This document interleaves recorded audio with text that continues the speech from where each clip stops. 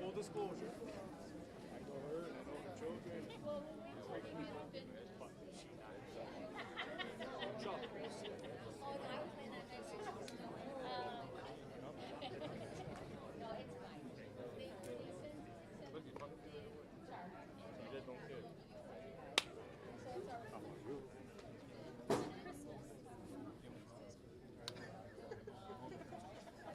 Was good?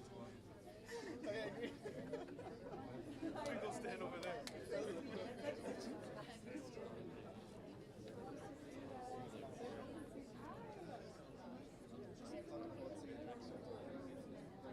It's just really briefly.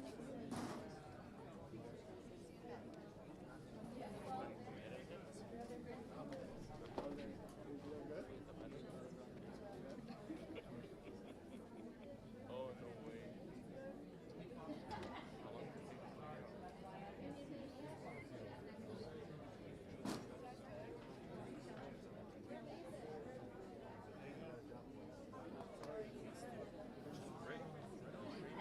Oh, yeah,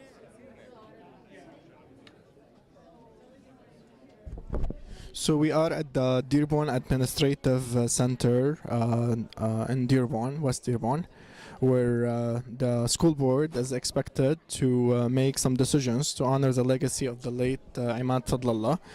We are live streaming. If you guys have any question or any comments, please, if you have any memory that you share with the late Imad Fadlallah, please feel free to write your memory in the comment box. We're gonna be live streaming the part where they're gonna be talking and discussing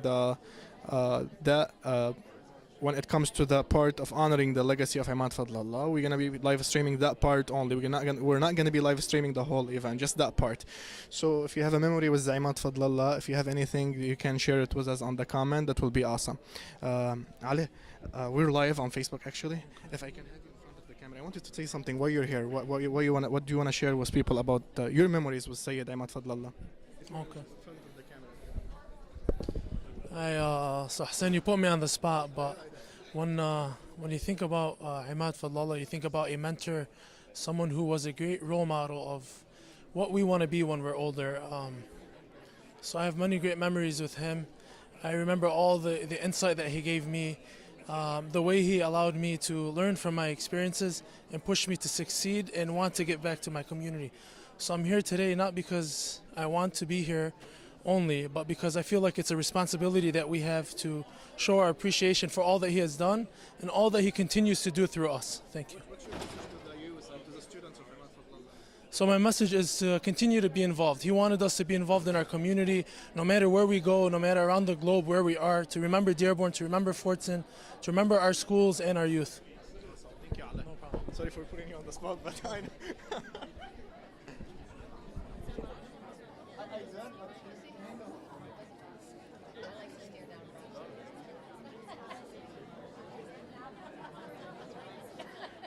Here, that way you guys got 4 or 5 in a row. Yeah, I got no trouble.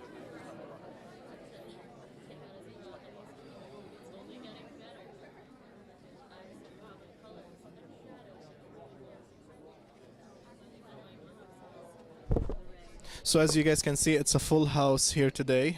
There is no more room in the school board meeting room area at Dearborn Public School at the administrative area.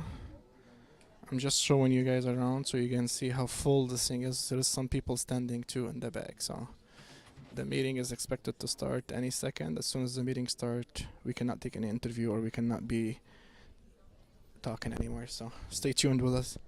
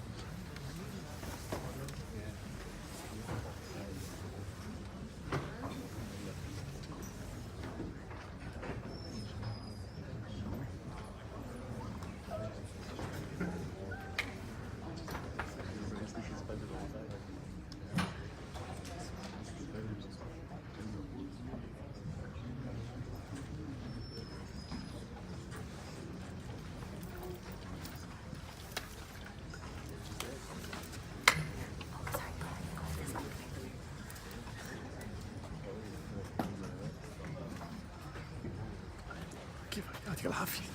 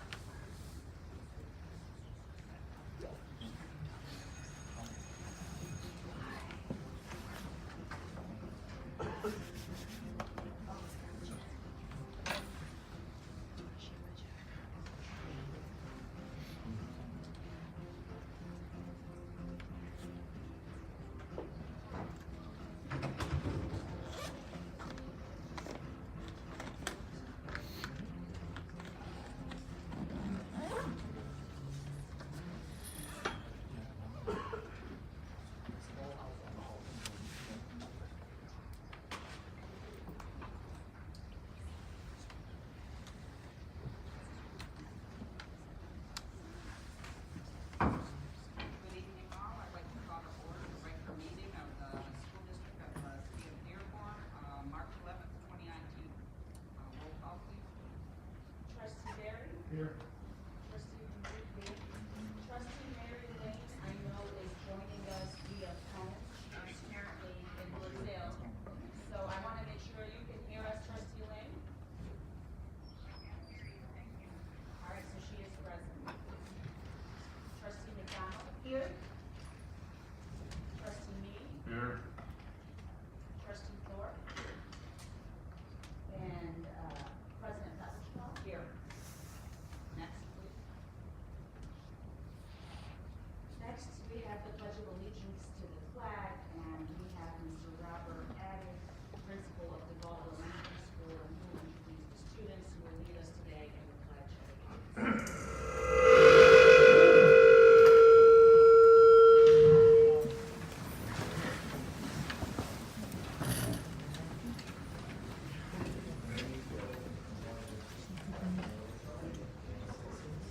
With me today, representing you all elementary is Emma Hicks, and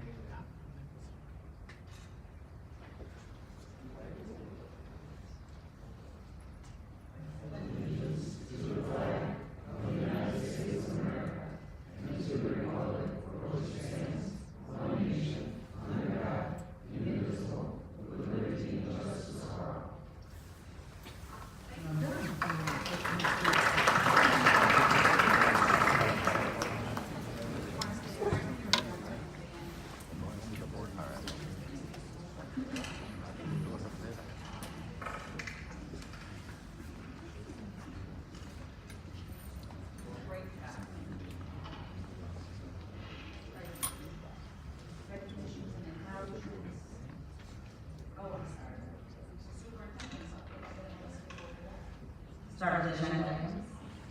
So we need to start by observing a moment of silence. We have a former student that passed away, former student of Fordson High School. So our thoughts and prayers go out to him and his family during this difficult time.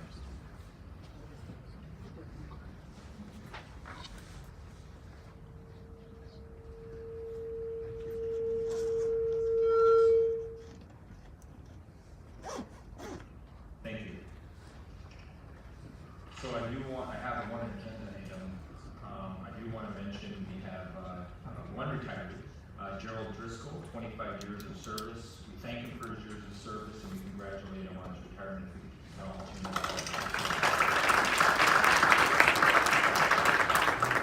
We will likely see more as we get closer to the end of the school year. Always get a higher number of retirees. So that's it for agenda items. Non-agenda items. So I have Mr. Wall for just a quick update and his team for the infrastructure committee and the potential bond. Good evening, Madam President, members of the board. Just a very short update today, no slides or anything, just will be very quick.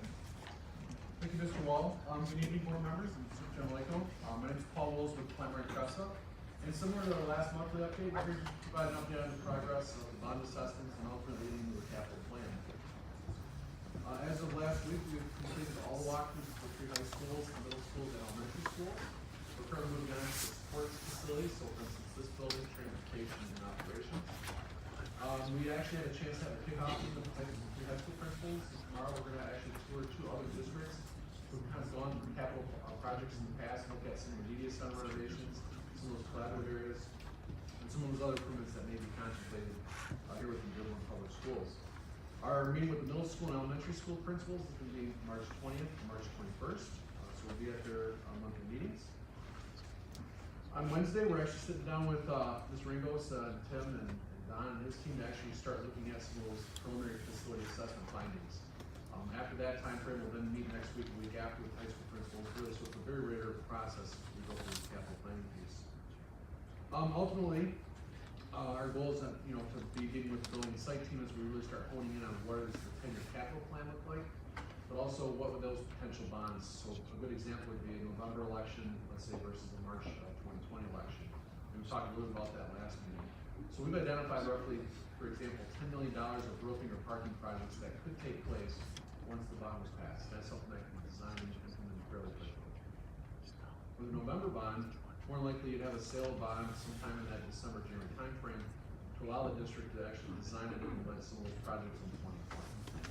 If the March election was ultimately selected by the board, once you get funding sometime in April, May, there's unfortunately not enough time to get those projects designed and bid and constructed in that timeframe.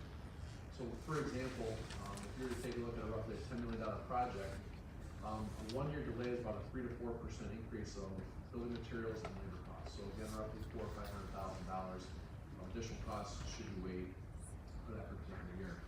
The good news is on your 10-year capital plan, we are including escalation factors for all 10 years and then plus. So projects that are done this year or even next year, we're already taking a look at what those be. Some good examples, turf replacement. You know you're replacing them with turfs. That would still be on that 10+ year. We're going to be able to capture it. So from a bonding standpoint, we thought it'd be good to give you one example of that November or March timeframe. We're going to have further discussions as we go through this, but again, we kind of want to highlight that going forward. So what are some other activities? We started drafting preliminary qualifications. So again, we're working with each of the principals, looking at the utilization of each of the facilities, the number of students, because that's what the Department of Treasury will look at going forward. So the best news is we're currently on schedule with our past activities. We thought it was important here to kind of give you an update of our next steps throughout the next few weeks, and I'll turn it back over.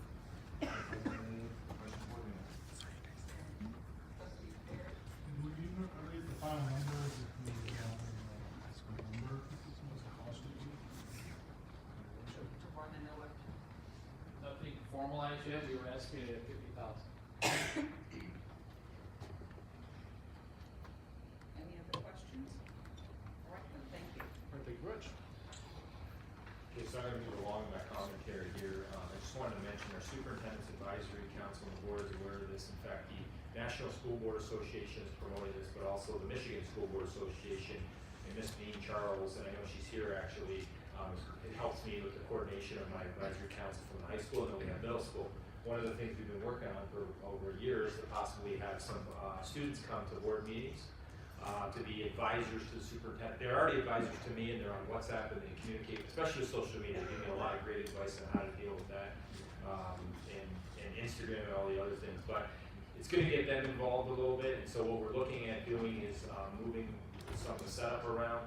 They will never have an official vote by law of the board. They couldn't by the state of Michigan law, but they would be here to kind of interact with the board and have a student voice. And so we'll likely have them at the table over there with Dr. Chokol and Ms. Peterson, Ms. Faraj, and we'll kind of change the setup. We'll have like a little orientation, so it may take them a little while to get comfortable.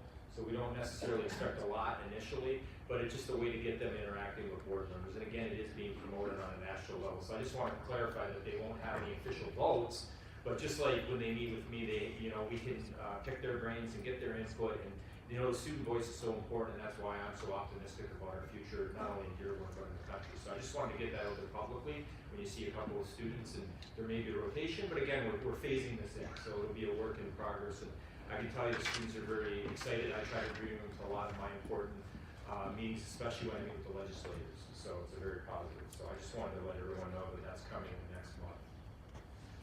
Boundary line exemption process. I believe Mr. Mabashir is here to make a few comments because that's boundary line season's coming up soon, so appreciate him. Good evening, everyone. Season started early, actually, but yes, we are already getting quite a bit of boundary exemptions, hardship petitions to us. So I just wanted to kind of recap the process that we're using now. So one of the things that we did is we switched the form a little bit to include the parent email, and also we removed the part that where parents get to choose a particular school.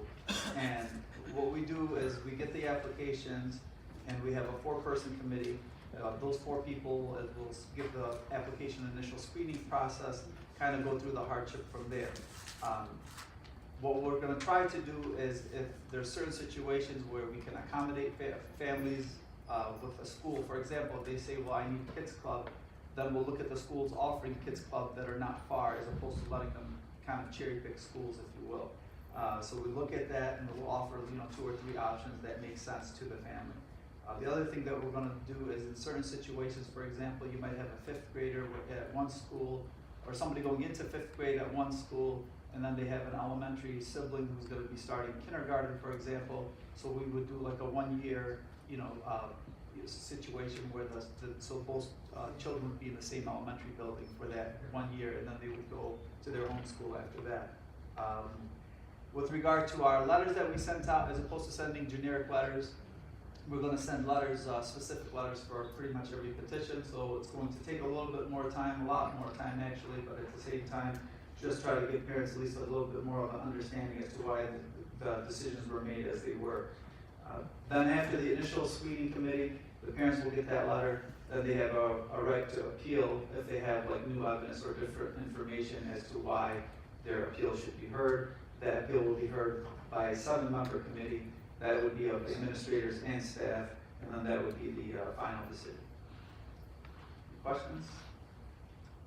Thank you. All right, I'm going to ask Ms. Faraj to come up, Executive Director, Student Achievement, Dearborn High here. There was some communication, and so we just want to be proactive with just wanted to mention with the Young Fives program and the early childhood. I'm very supportive, I know the board is, and we've expanded. In fact, when I was superintendent, we had 2 classes of, I think it was 1 or 2 of Young Fives, and one of the things I saw was that it was beneficial to expand that across the district because it helps our students, and it also allowed parents to petition for a waiver so they could start if their birthday was between September and December of the school year. And so very positive. We're now up to 14. We've expanded this. As you know, we do have different space issues. One of the things I do want to make clear, though, is that when we have a Young Fives, it's kind of like the preschool. It's open to anyone in the district. It's not just for that school. So it doesn't belong to the school boundary in the district, and it's always been that way. And so I'm going to let Ms. Faraj speak to specifically a classroom over at Lisbon. Good evening, everyone. So as Dr. Leiko mentioned, we are at 14 classrooms in the district now, and we are not planning to eliminate any of the classrooms. If we do think of relocating a classroom, it would be due to the enrollment in that specific school. Currently, the Young Five program was designed in the first place for students who turn 5 years old by September 1st, and the administration and the staff do not feel that the student is ready for the kindergarten rigorous curriculum. So sometimes we give them 2 years of kindergarten, and many of the parents in our district choose to register the student in kindergarten instead of Young Five, and some of them may opt out of it, thinking that if the student does not succeed in kindergarten, they can repeat another year, and this is the choice they most likely would go with. In many schools, we did a lot of convincing for parents because we truly feel that the program is beneficial for students who are not ready yet. I'm going to give you 3 years of trend data statistics from Limburg about students who chose to enroll in the Young Five program. In 2018-19, which is the current year, 7 out of 16 enrolled students in Young Five are Limburg students, although the classroom has 14 students. The rest of the students were available, but they chose not to, and they opted to register in kindergarten. 6 students who were eligible, they stayed home. We did not account for them. We did not know where they went, so they were not part of the kindergarten program. In 17-18, 8 out of 28 Young Five enrolled students were Limburg area students. The rest were school of choice or from different schools. Last year there were 2 classrooms. This year there is 1 due to low enrollment in that classroom. In 16-17, 9 out of 26 Young Five enrolled students were also Limburg area students. So again, we have enough students in the Limburg boundary to fill the classrooms, but they are selecting not to participate in that program. There were communications this year between the school administration, the district, and different stakeholders about the possibility of not having the Young Five at Limburg, but having it in a different building and allowing the 6 or 7 students to choose the building that they want to go to. But in place of that, the Limburg administration is thinking that they would have a preschool based also on community needs and feedback from the community. So Mrs. Tiba, the principal, has communicated with the PTA about this possibility, and she is still collecting feedback. She has a form on her blog trying to get community output, specifically from Limburg, to see if she's going to open that program. And again, it continues to be a conversation about that decision, and normally from September till January we continue to recruit students for that program. So this is the status of the Limburg Young Five program. We have some questions. I have one. That's a one or the other, right? At Limburg, it would either be a preschool or a Young Five. Yes, but if it's not a Young Five, it would be in a different building. We will continue to have the 14 classrooms district-wide. Okay. That are currently in 13 schools, and if anything, we look to add more Young Five classrooms, not eliminate any of them because of the value of the program. So what you're saying right now, because I did receive communication from some parents who have their children's school of choice to Limburg and were concerned about the loss of the Young Five program at Limburg. What's being looked at right now is if we don't have enough for a class, that those students who were interested in it would be given the option to go to a Young Five at, say, Hague or geographically close to them, yes. that would be suitable, that they would transport their student. Correct. In trading off a Young Five program for a preschool, has there been a lot of interest from the parents at this point in time to support that? And are there numbers there for preschool? According to Ms. Tiba, she's collecting feedback on that too.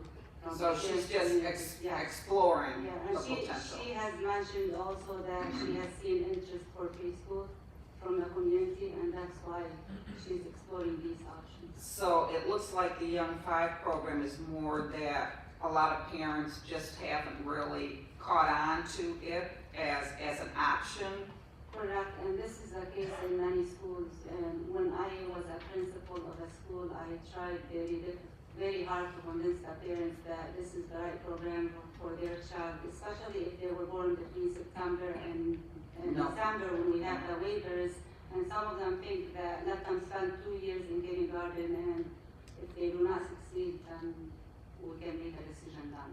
Actually, I had to meet with a couple parents in different schools this year, and the parents still opted out, so that's the situation. So either we have to do a better job in educating our parents about the concept, or, you know, because they're kind of still stuck in the old school idea of just hold them back another year and have them go through the same program. But I think you still have a lot that see the value, that's why it's expanded to 14, so it just may be in, you know, within the Lindbergh region, a lot of them just didn't want to opt for those. But I still think it's a philosophical viewpoint. Our administration believes that this is effective, but sometimes the parents choose they don't want to, that's their right. Having said that, with the expansion, and I can tell you, like, for example, at Salina, it was very successful, and they've added, I think they have several over there, and other schools too. And it actually, initially, the first one, this was under Superintendent Wilson, was open at Lindbergh. It was the concept. And it does make sense too, because then you get the students that they can start earlier, and if they're just not ready for that kindergarten, part of it is just the age. You know, my daughter's a November birthday, and my son's a January. And just that year, that makes a big difference. And I remember my son, he was really ready, but my daughter, you know, she needed a little more time. All 14 classrooms are almost full, so it's not that we will short students for young 5, but it depends on the Just school. the location. Yeah, the location. So we need to at least communicate with the Lindbergh parents who are currently there and would like to maintain that the option isn't going to go away. It might change the location, Right. but they'll still have the availability of it. Yes. Okay, thank you. Thank you. Yes, Trustee Barry? What buildings around Lindbergh here now have that? We have Hague, and currently we have Long. Lori, River. Is it at Howard or? So we have 14 programs in 13 schools so we have identified at Whitmore Bulls, Salina, River Oaks, Hague, Oakman, McDonald, Lori, 13 buildings, so. that's- Lindbergh is like right in the middle Lindbergh. between Hague and Whitmore Bowl. Yeah, yeah. Here, Park. Thank you. Okay, thank you. Thank you. Thank you. So I want to give a shout out to our social workers. I mean, when we go through, you know, they do great work in the district. It's Social Work Appreciation Month, and when we have tragedies that unfortunately occur in a district our size, that you know, we send them and for grief counseling and other things. They do a lot more than just that. I know Dr. Bezzy Gates is on the administrative team, but it's all the social workers.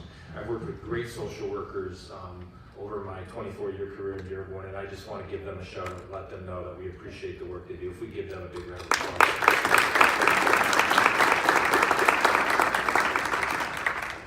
This month is one of my favorite months. March is reading month. I know some of the board members have been partaking too, and some have been maybe in the same building as I'm coming and going. And so I started, and I've been in schools, and it's very exciting to promote reading throughout the district, not just reading. And one of the things I try to send the messages, and I know I can say this to parents and my own kids as well, my own son, is sometimes turn off that Fortnite and pick up the book, you know, after school.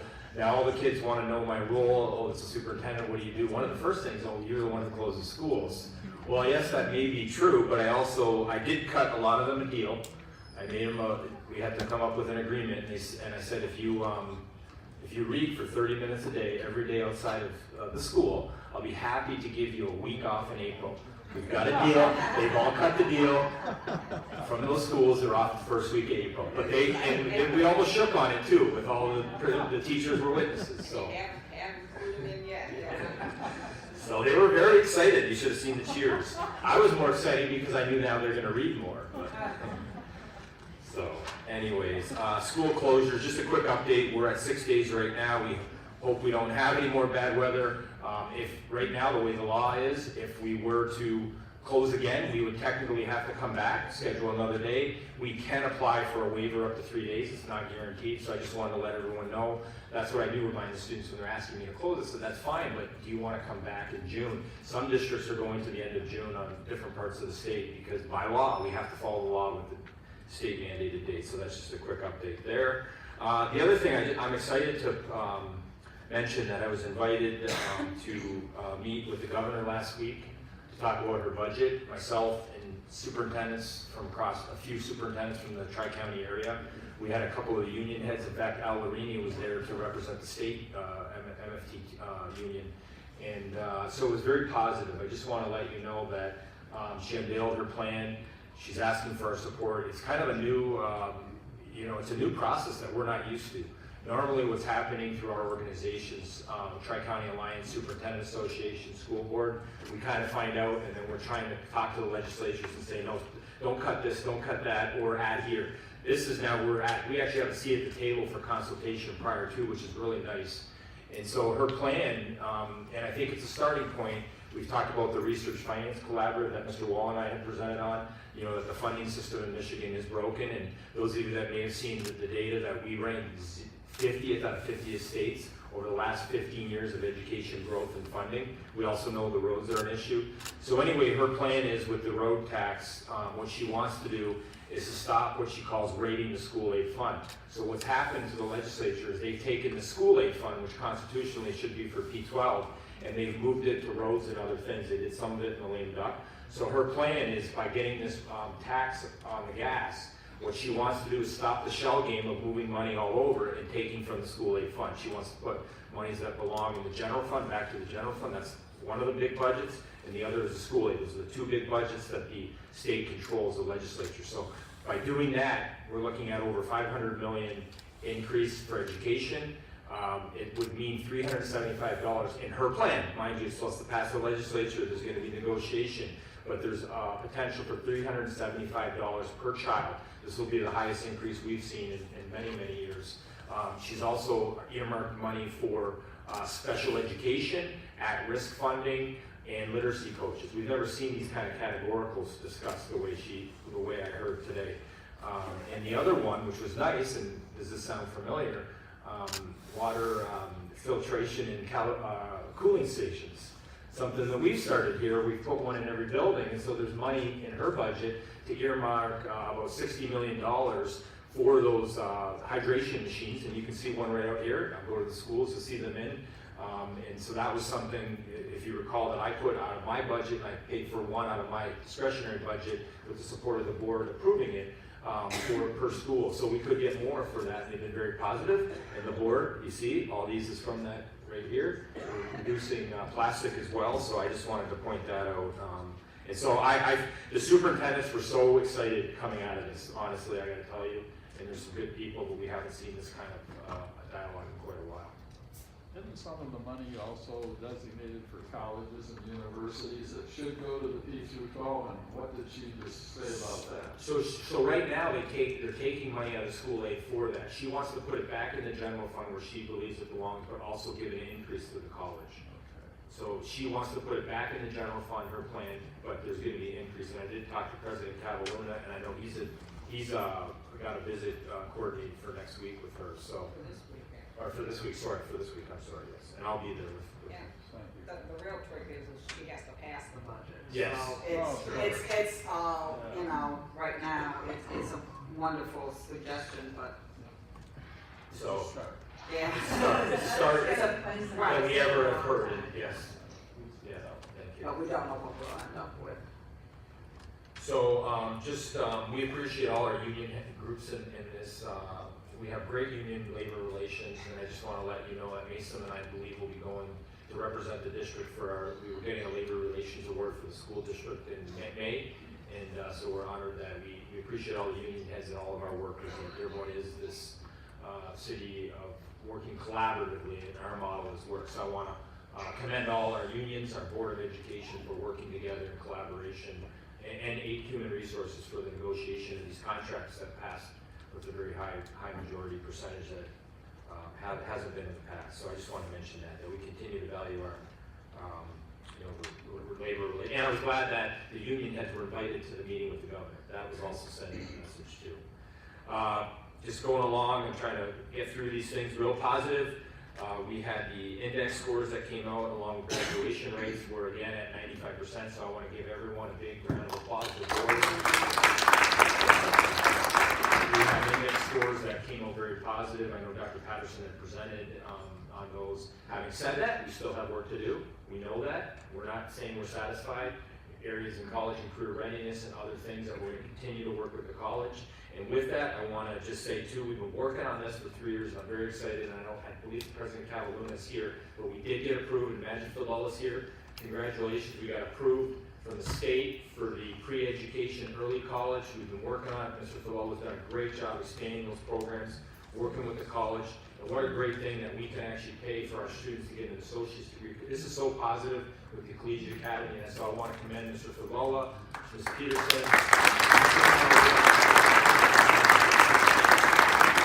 and the board for supporting us with this deal. I was so excited, and the president and I signed it, and we were like, yes, we got it passed, so we've been working on it. So thank you, very excited. And, I also want to thank the Dearborn Education Foundation for a great event. I know a lot of trustees were there last week. They provide a lot of funding and support for our students, so I want to thank all the community. It was a great event last week for the Mardi Gras, and money was raised for our students. So appreciate that, and that's it for my commentary, but very positive news moving forward. Thank you so much. Next, recognition and acknowledgements, commendations.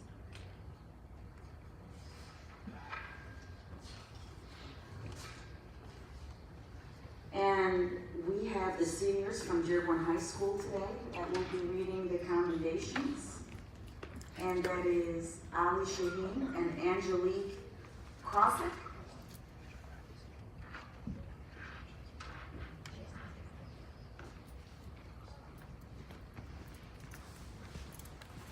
Commendations to the Dearborn High Men's Ensemble, Chamber Choir and Junior Calibrese for receiving Division I ratings at the Michigan School Vocal Music Association District Solo and Ensemble on February 9th.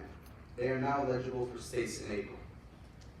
Commendations to Hassan Hamoud, a Fordson senior, for being named National Merit Finalist for the National Merit Scholarship Program. Commendations to the Dearborn High School Boys Varsity Basketball Team, who won the first MHSAA District Championship since 2005, with a 50-42 win over Livonia Franklin. Commendations to the Dearborn High Robotics Team, which finished as runner-up in its first competition of the season. The team also received the Engineering Inspirational Award. Commendations to the Dearborn High Girls Basketball Teams for their successful seasons. Varsity finished the season 11-9, Junior Varsity 16-4, and Freshman 16-3.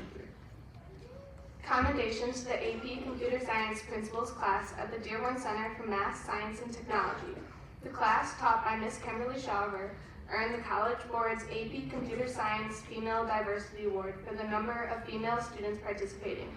Among more than 18,000 high school students that offer AP courses worldwide, DCMST was one of the only 685 recognized for its amazing work to engage more female students in computer science.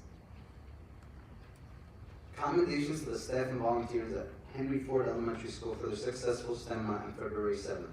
And a special thanks to organizer Kathleen McCormick and student teacher Anthony Hinjosa. The popular event brought out hundreds of students and family members to do hands-on activities related to science, technology, engineering, arts, and math. Commendations to the staff and community members who assisted Henry Ford Elementary during a time of sorrow and tragedy after the death of a student last month. Special thanks to our special education department and the team that came to the school and supported them throughout the week, including Abir Bazi, Dr. Christina Kalai, Elisa Haddix, Zainab Bouzi, Latifa Sabah, Haura Rix, Nada Mohsen, Violet Soedi, Leslie Adwada, Aliyah Bejun, Reina Mata, Mariam Alawi, Olam Kalosa Nasser, Faza Nasser, and Dr. Rola Bazi-Gates. Congratulations to Gwendolyn Lambert from Whitmore Bolus Elementary for taking second place among second graders in the Michigan Earth Day poster contest. The Michigan Department of Environmental Quality invited Lambert to a recognition event in Lansing on April 24th. Her poster will be turned into greeting cards. Thank you.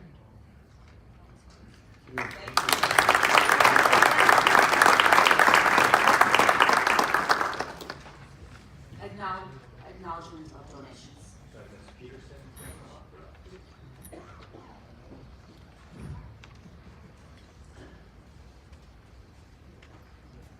I only have 4 to read this time. Last time I think I had 17. A donation of art books, frames, mat board, and easel has been offered to Dearborn Public Schools by Bill Tater to be used in art classrooms through the district. Donation of a Galileo telescope, accessories, and software has been offered to William Ford Elementary by Betty Miller to be used in classrooms during Space Unit to observe the moon and the stars. Donation of $526 has been offered to Salina Intermediate School by Khalid Abdullah to be used for PBIS. And a donation of $800 has been offered to Salina Intermediate School by Khalid Abdullah to be used for PBIS. Thank you.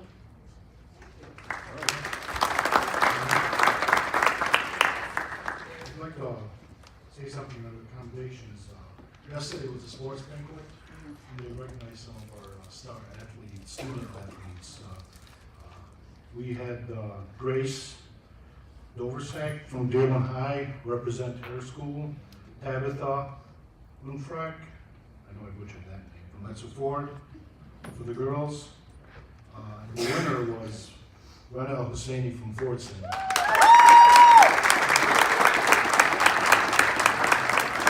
And also from Dearborn High for the men's side, the young men's side, we had Benjamin Clark, Metzer Ford, Maxwell Marion, and the winner, Student Athlete of the Year, is also from Fordson, Abraham Jaffa.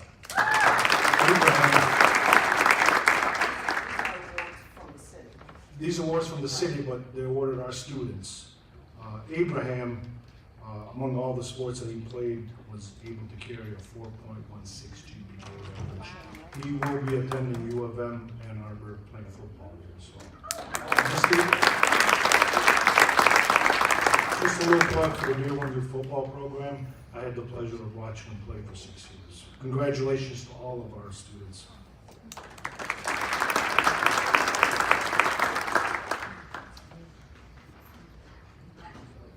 Next, we have citizen participation.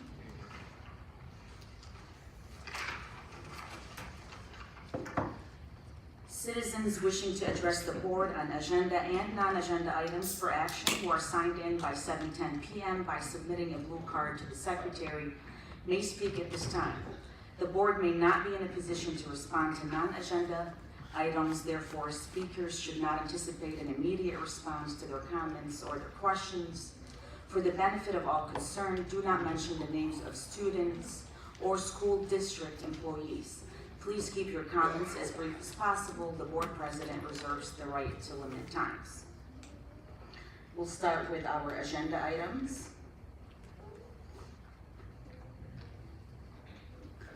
First, we have Mr. Ali Imad Fadlallah, who will speak proposal for Imad Fadlallah.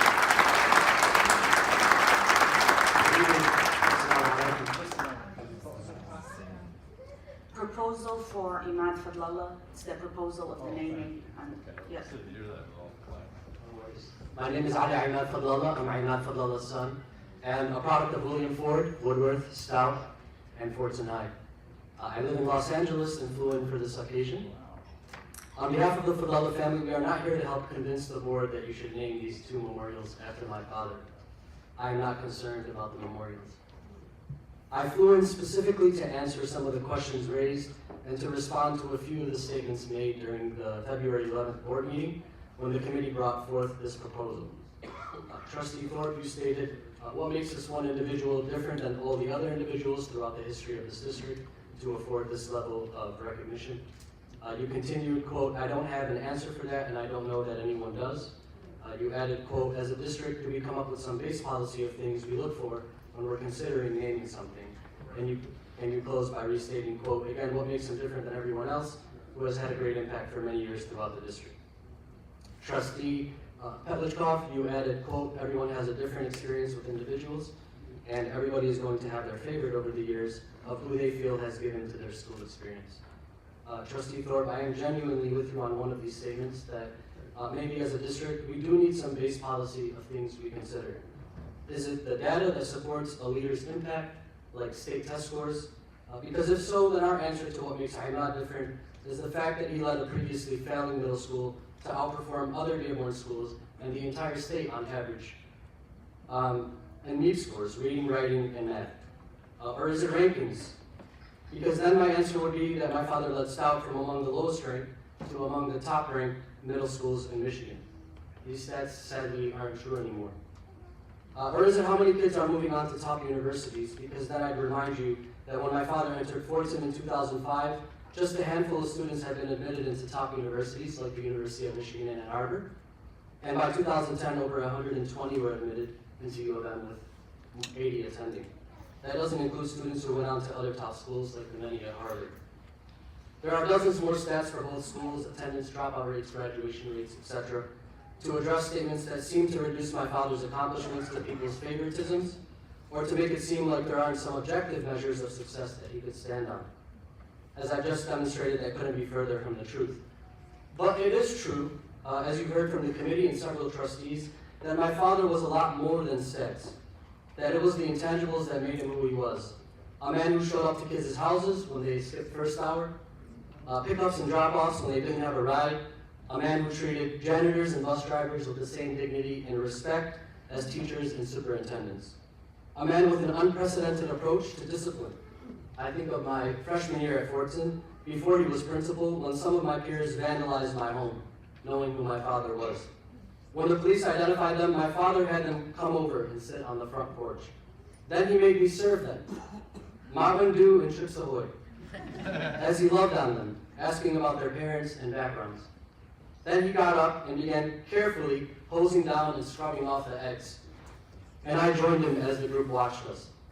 Each one of these guys grew to love my father and treated me with a newfound respect after that day.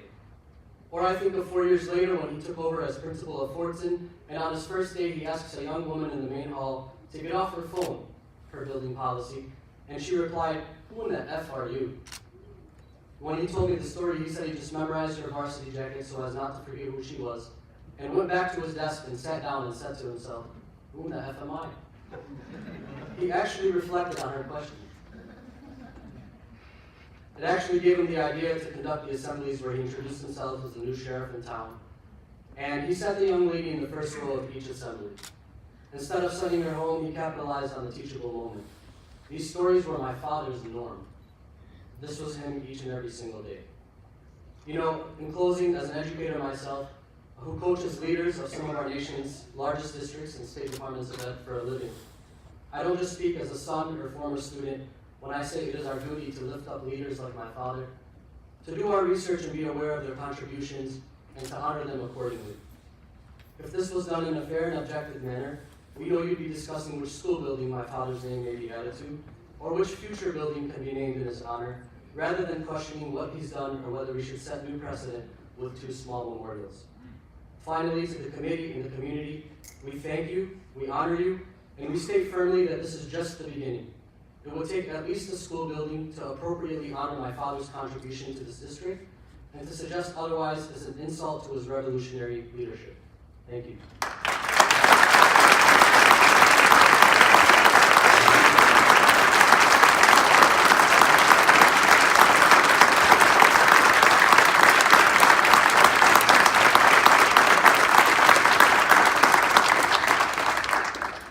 Next we have Imad Fadlallah, also addressing Imad Fadlallah's legacy. Good evening, everyone. My name is Imad Fadlallah, and I'm a proud product of Henry Ford, Stout, and Fordson High School. In addition to being my father's daughter, I am a beneficiary of his leadership both at Stout and at Fordson High School. I want to first thank the committee for their hard work in drafting and pitching this proposal. I also want to thank the friends, family, and community members who made it out here today.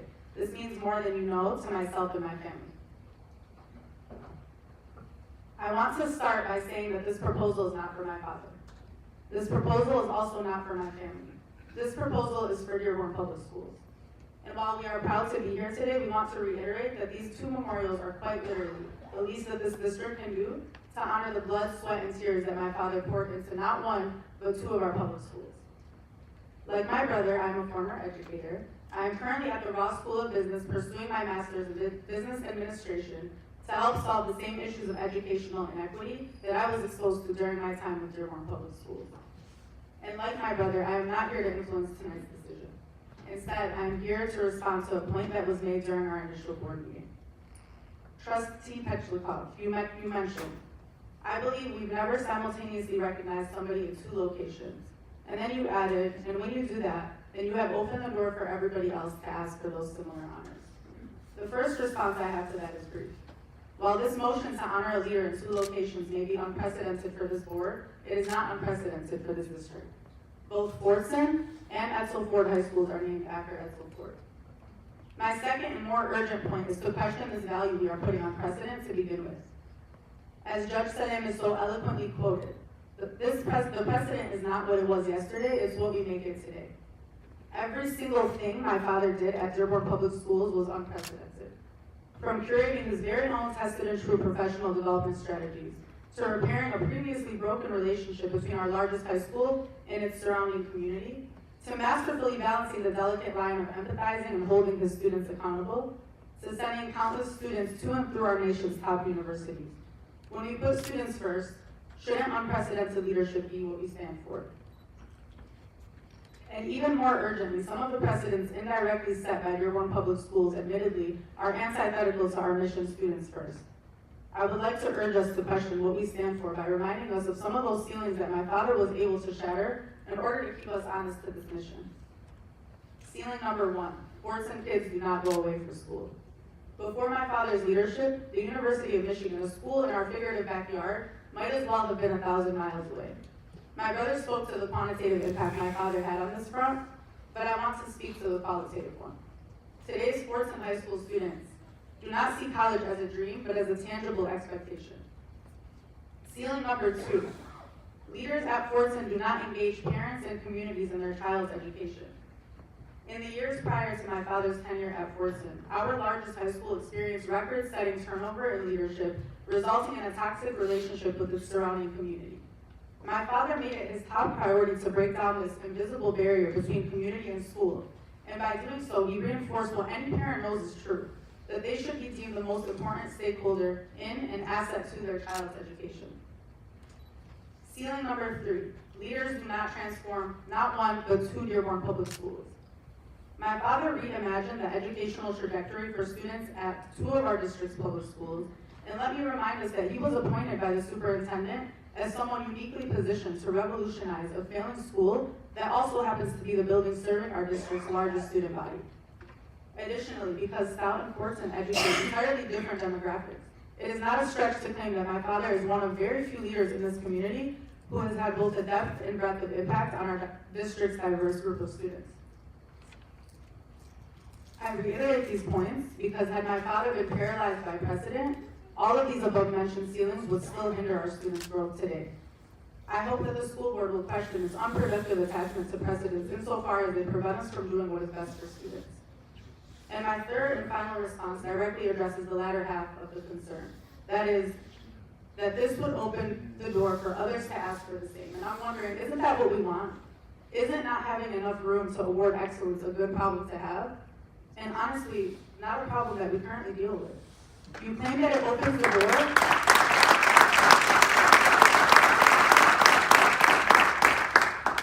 You claim that it opens the door for other leaders to ask for similar honors, but I believe the door we are opening by exposing our district's leaders and students to this level of excellence is one that invites them in to emulate and surpass the level of impact that my father's legacy continues to have on this community's young people. Running out of room to award those who are deserving of recognition, while aspirational, seems to me like a beautiful problem to have. Thank you.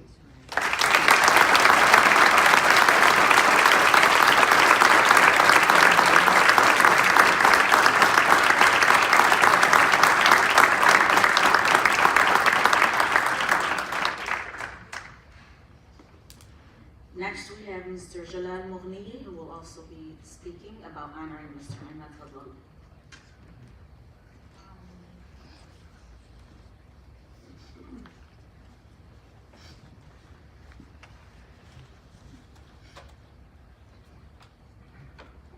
Good evening, respected board. Good evening to my dear community members, family, and friends. I stand here humbled to even be one to speak of the legacy of Mr. Imad Fadlallah. I stand before you as a product of Oakman Elementary, Woodworth Middle School, and Fordson High School. I was a graduate of the class of 2009 under the leadership of Mr. Imad Fadlallah. I'm a practicing attorney, a published author, a public speaker, and one who was able to co-found a nonprofit organization in our community that inspires thousands of our youth in Dearborn and its surrounding areas.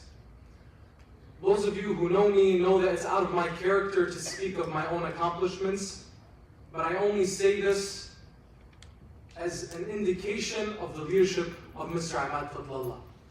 Because I, as a youth who attended Fordson High School and who was inspired by his mentorship, can say that many of my own accomplishments, as well as the accomplishments of my peers, hundreds, if not thousands, of other students, were due to Mr. Imad Fadlallah's mentorship and leadership.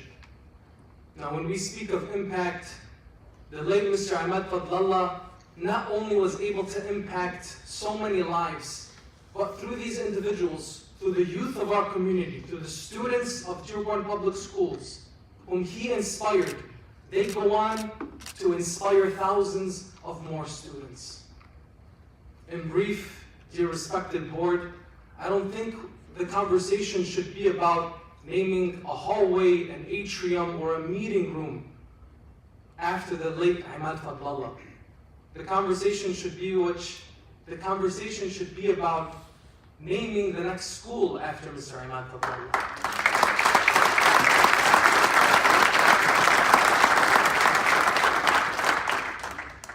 This is not an exaggerated response to some of the concerns that are mentioned.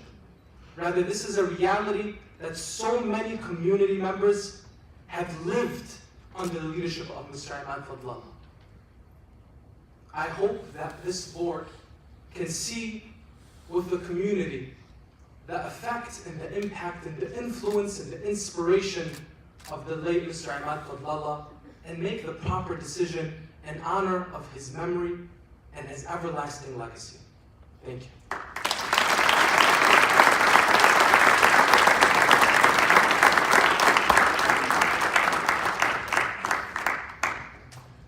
Next, we have Dr. Elder, who will also be speaking to the board about Imad Fadlallah legacy.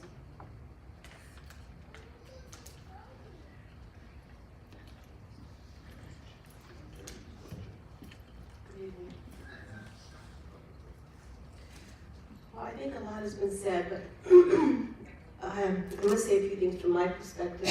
I worked with Imad at both Stout and Fordson. So the question is, what did this person do that stands apart from educational leaders? And I know he pushed at both schools, he pushed for greater opportunities for students to allow a more equitable playing field.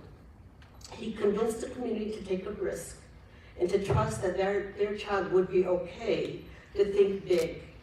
For parents to take a greater risk by convincing them to allow their child to cross Evergreen Road. And you may say it would have come eventually. Maybe, but not for years. Because we live in a collective community, and they needed someone that they can trust. So the seeds were planted, and if you look back at the data, you will see that the number of students pursuing higher education was taking a turn. It was slow, but it was moving. And it continued to move, like Adi said, in larger numbers. The number seeking institutions beyond Evergreen Road, those were seeds that were ultimately a factor in increasing the graduation rate. So his philosophy was always, do what is in the best interest of the student. It was always my baseline, my threshold when I was indecisive about things. But unfortunately, some people misunderstood that. He took the punches because he was in vanguard. Sometimes it was unfair, unjust, or cruel. But he reminded me that he has thick skin. And in the end, we were able to break barriers, some self-familial, some self-imposed, and some intentional. For me, he supported my vision to pursue students beyond boundaries of higher ed, which others could not see. He did not inhibit student growth, but empowered me to delve into my job despite a variety of barriers. When students began to get accepted to U of M Ann Arbor, the threshold was raised. When we got students into Harvard, not twice, not once, not twice, at least 5 of my students, the threshold was raised again. Many of those students returned back to other students, to give back to other students, and the cycle grew like a domino effect. In Arabic, we call that sadaqah jariyah, a fundamental quality to benefit one in the here and after. No doubt the district has had wonderful educators who made great impacts in the lives of a community. But this guy will be forever remembered in more ways than one. So if you fast forward, our parents and students are now highly motivated not only to think state competitive institutions, but national and international experiences.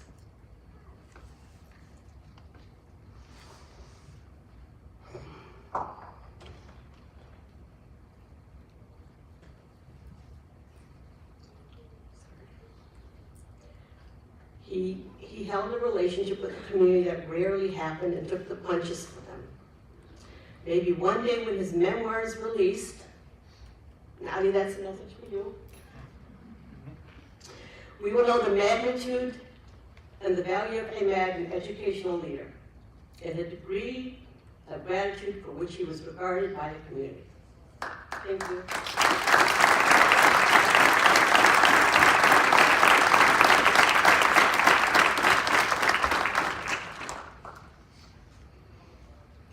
Next, we have Mrs. Lenny Beydoun.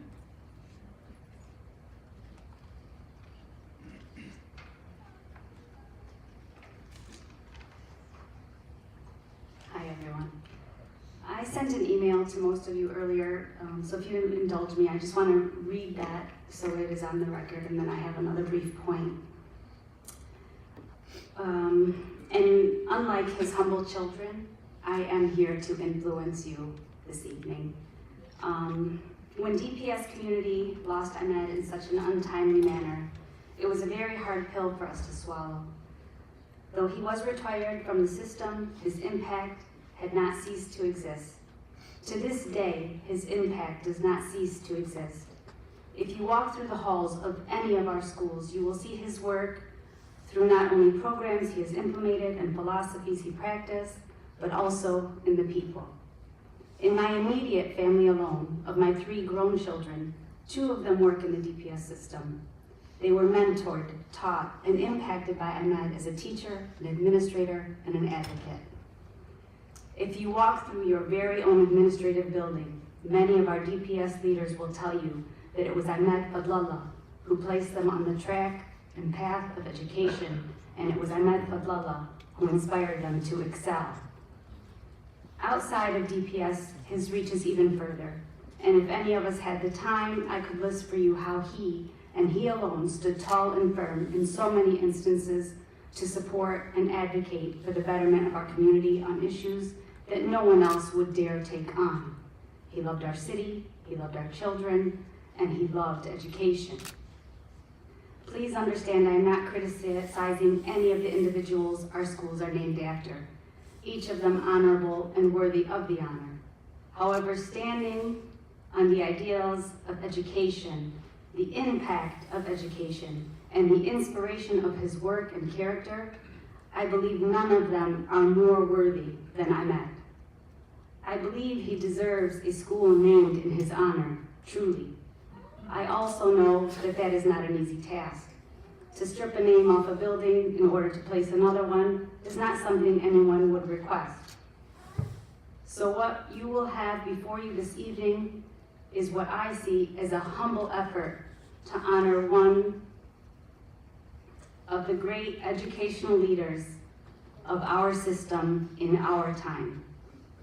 I do hope that you will look at this not only as an honor for him and his name and family, but moreover, its true benefit, the honoring of the institution with his name on it. It is the institution's honor to carry his name.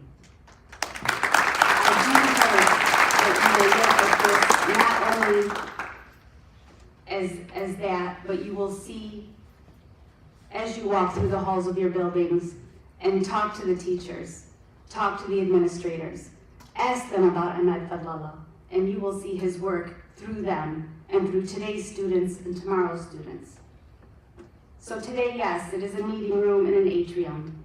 It is, however, my hope that someday we value his work for what it was and honor a school with his name.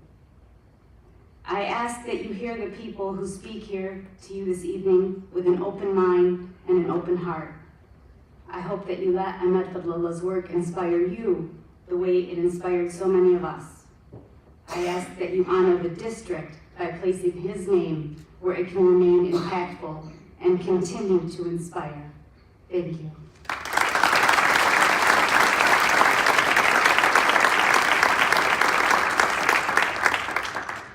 Next we have Ms. Jean Joseph.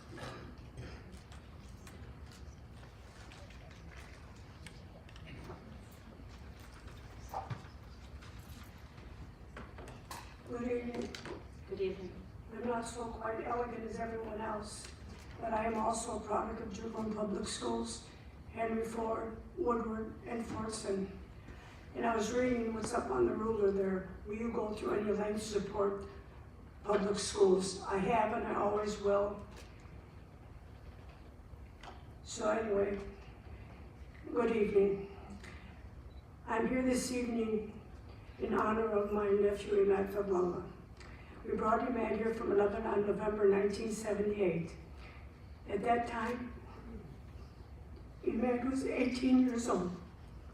His dream and aspirations were to make a better life for himself and his family. In 3 short years, he was able to bring his parents and 6 siblings here to the United States. His dedication and perseverance to education for himself and his siblings produced, including Imad, 2 principals, 1 engineer, and 4 pharmacists. In 2 days, March 13th, will be the 2nd anniversary of his passing. Imad treated all students like his own children, wanting the best for them. February 11th, 18 meeting, and today, you have heard from many of our community members of all he did. Imad has accomplished in his short life more than most of us have done in our lifetime. I am here before you as a family member, asking this body not to deny us the respect we feel is not too much in honoring our loved one. Thank you for your time and consideration.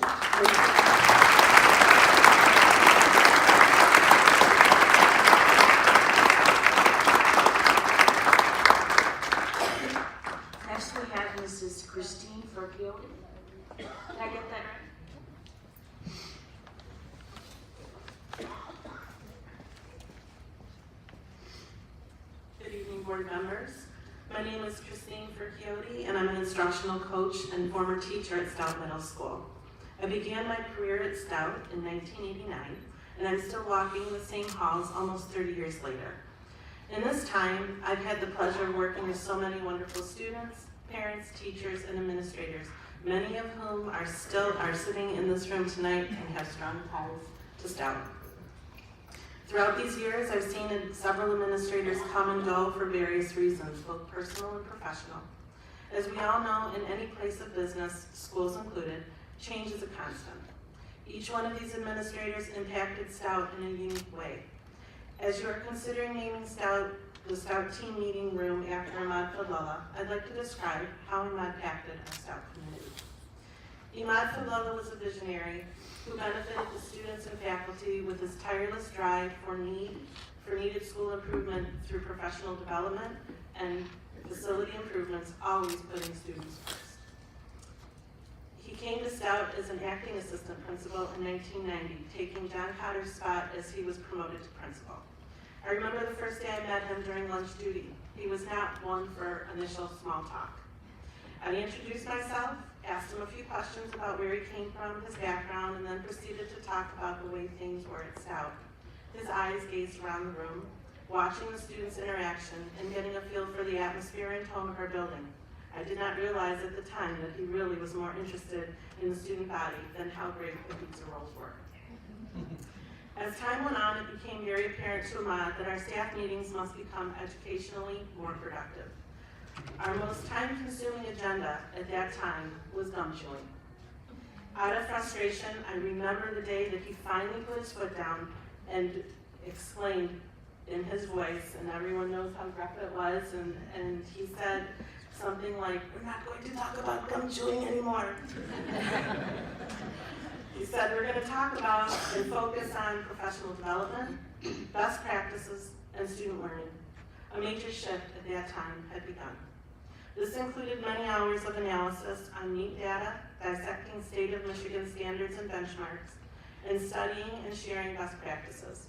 He was one of the first administrators to begin book club here in Dearborn. Behind his office, there was a back room there, and we would all gather, grade levels during our prep hour, and read books such as Classroom Assessment for Student Learning, Doing It Right, Using It Well by Stiggins, or I Read It But I Didn't Get It by Qismani, or Whatever It Takes by DeFore.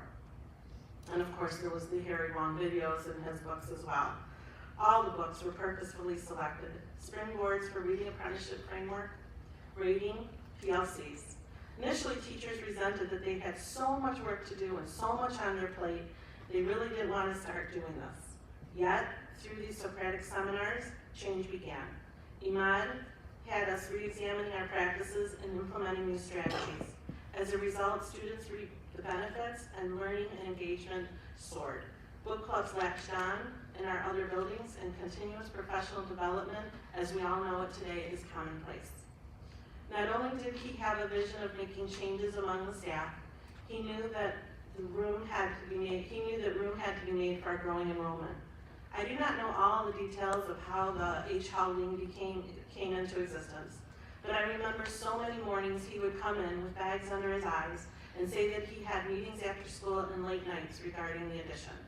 I remember one day in particular, he told me that he had to fight to get bathrooms and a few extra feet added onto the classrooms.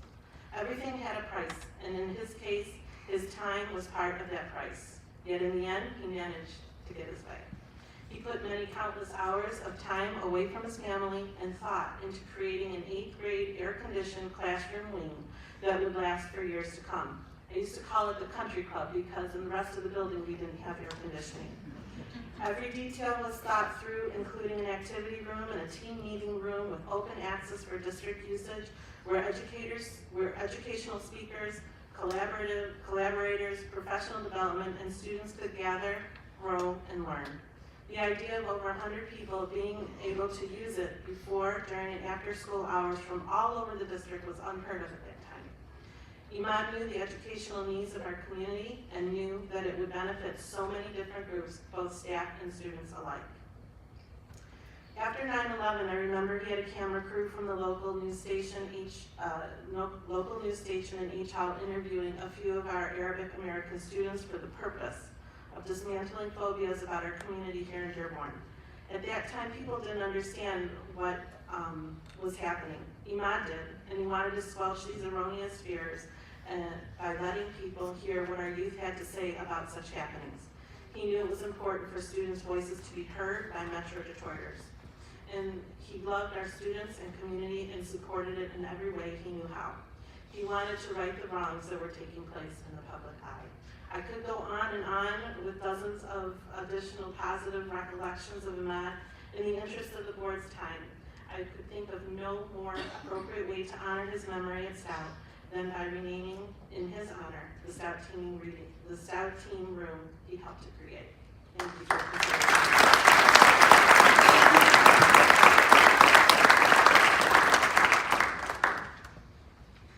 All right, next we have Ms. Maryam Jalloul, who will be speaking about Imad Fadlallah's legacy.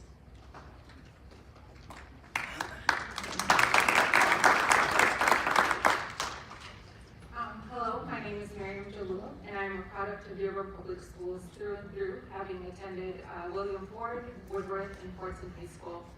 My mother has been a dedicated teacher at Dearborn Public Schools for 26 years. And to this day, hundreds of students can attest to the impact my mother has had on their lives as an empathetic teacher who's wholeheartedly invested in their growth. She's someone who's undoubtedly had a great impact for many years in the district. But my mom will be the first to tell you that comparing her or anyone else's impact on the district to the late Mr. Imad Fadlallah's would be like comparing ripple waves to a seismic tremor. We aren't talking about someone whose work inspired many lives, but someone who changed policies, set precedents, raised expectations, and transformed an entire culture of 2 buildings. Mr. Fadlallah turned Fordson High School into a place where attending college was an expectation, where scholarships were applied to and won, where students believed that they were worthy and deserving of an education that was invested in them. This is not a matter of opinion, these are hard facts. There's no denying that there's a fundamental difference in what Fordson was before and after Mr. Fadlallah. My siblings and I all went through Fordson High School. My older siblings having experienced Fordson pre-Mr. Fadlallah, and I having experienced Fordson with the Mr. Fadlallah present, and graduating 1 year post his departure as principal. My mother, who was incredibly involved in our education, attending every parent-teacher conference, meeting with counselors, and advocating for her children, will be the first to vouch for this difference in culture. Under Mr. Fadlallah's watchful eye, Fordson went from a rowdy environment to a studious institution that treated education with care. From a place where my mother's oldest daughter never took the ACT because her counselors didn't find any utility in it, to a place where her youngest daughter applied to and attended Harvard University.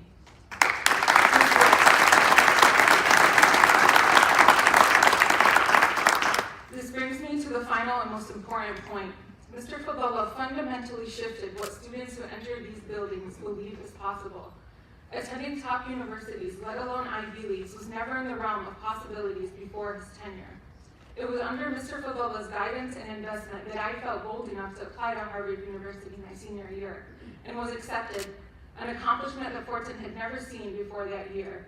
And in the years that followed, a wave of Fordson students also began applying and being accepted in unprecedented rates. With a 5% acceptance rate, very few school districts in the United States, really in the world, can claim that they send even 1 student to Harvard, let alone multiple.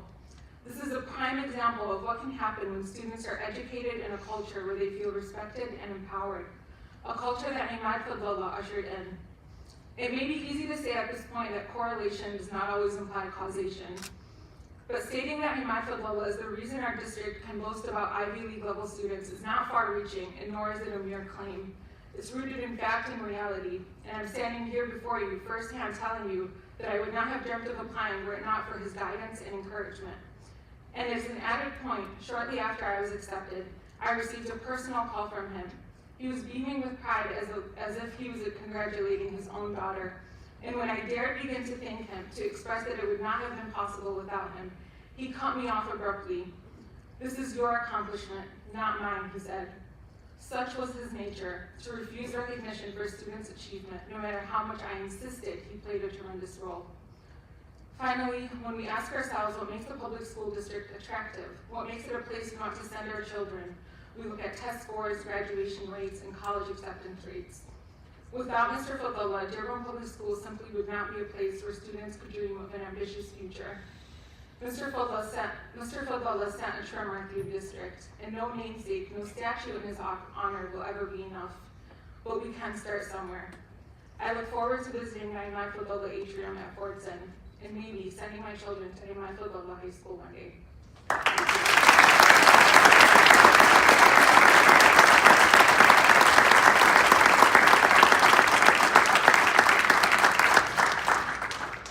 Next we have Mr. Ali Nظرا.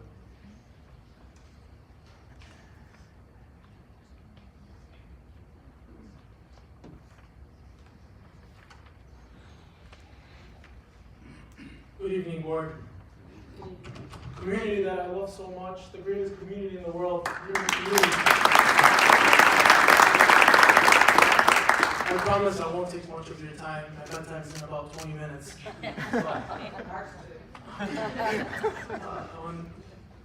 When I think about what I want to talk about, it's hard. There's so many great memories, so many thoughts come to mind. And I'm a product of Oakman Elementary School, Maple Elementary School, Laurie Middle School, the first graduating class of Eunice, McCullough Middle School, and most proudly Fordson High School. And I remember senior year when I was trying to decide what to do with college, I secretly applied to U of M.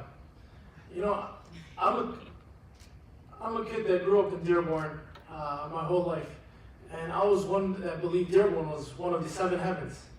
And Mr. Fadlallah taught me that Dearborn is one of the 7 heavens, but there's 6 other to look for. And he found out, and he took me into his office, and he told me, you know, you're going to U of M.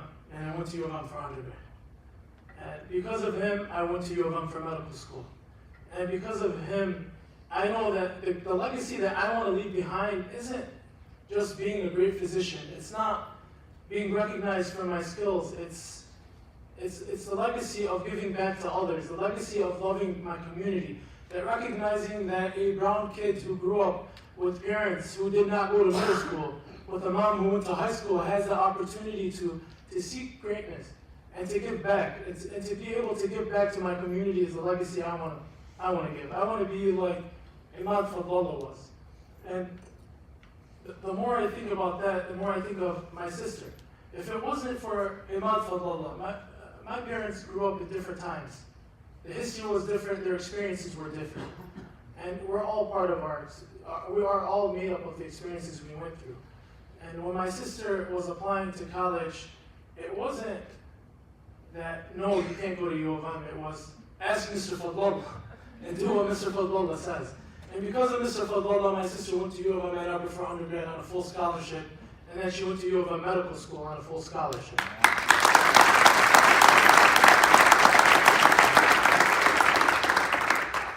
And where's the camera? Where's the camera? Zoom into this. Can you zoom into this? Where? Can you zoom into this? Where? Can't see it. It's another one. Wrong camera, which camera? Go back a bit. I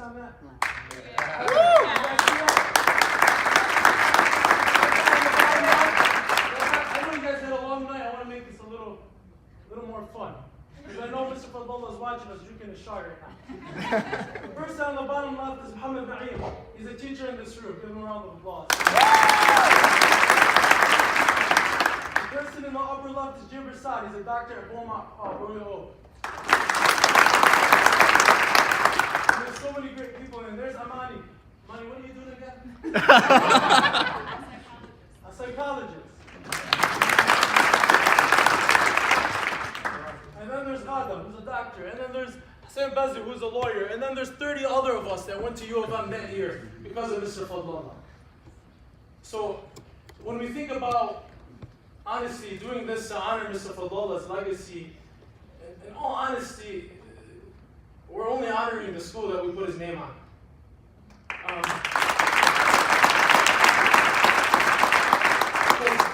Mr. Fadlallah taught us that the legacy that he wants for us is the legacy of giving back to our community, and that's how I hope to honor him, by giving back to my community. Thank you for your time.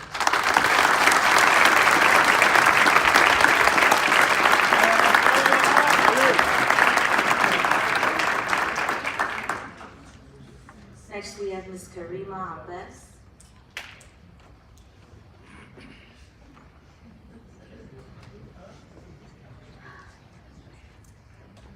Good evening, board.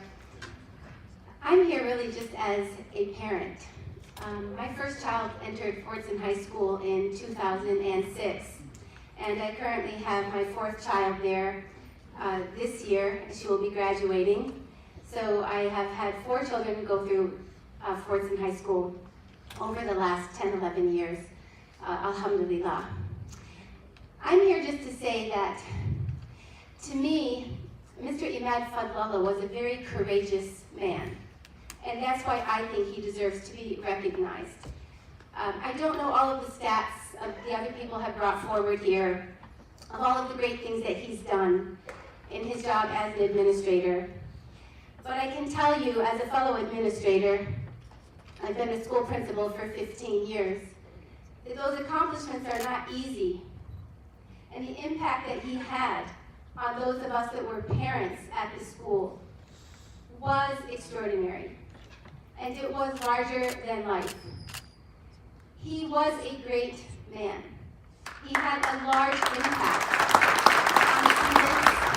I can remember going to Fordson High School cafeteria for parent-teacher conferences which in 11 years I haven't missed one for any of my children. And he would be standing there in the cafeteria making himself available to parents.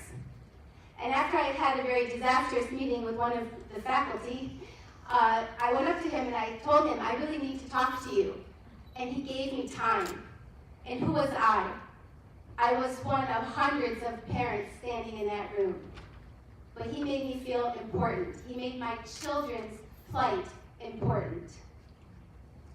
He was courageous because he stood up at a time when certain decisions that he had made were not popular, but they were right. He always believed in doing the right thing, no matter what the cost of that was. And I have a lot of respect and admiration for him for standing up for our community and the values of our community. I'm standing here before you as an American. I've been a Muslim for 30 years, but I wasn't born Muslim. And I will tell you that I have never been more proud of a man in my life as Mr. Fadlallah, because he stood up for our community and our values when it wasn't the popular thing to do. And for that alone, I feel that he deserves recognition. He was an unfailing advocate for students, for community values, for parents, for community. And for that reason, I believe that he does need to be recognized and that he deserves it. Thank you for your time.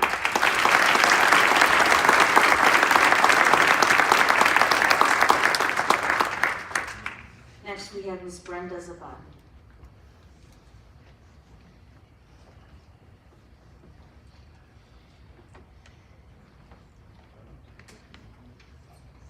Good evening, everyone. My name is Brenda Zaban. I'm a former Stout parent, former Fordson parent, and a former Edsel Ford parent. And I'm here to give you a parent's point of view on the resolution to honor Imad Fadlallah. Imad Fadlallah taught me to ask for what I want instead of just stating what I think. Because yes, he educated parents also. I want you to build a 4th high school in Dearborn and name it after Mr. Fadlallah.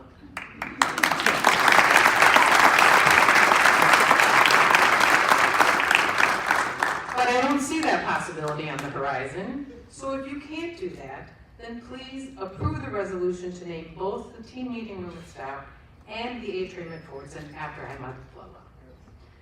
I agree with the comments at the last board meeting that the district has had, and God willing will continue to have, many wonderful principals. When my kids were at Henry Ford Elementary, Stout, after Mr. Fadlallah left, and Edsel Ford, those schools had excellent principals.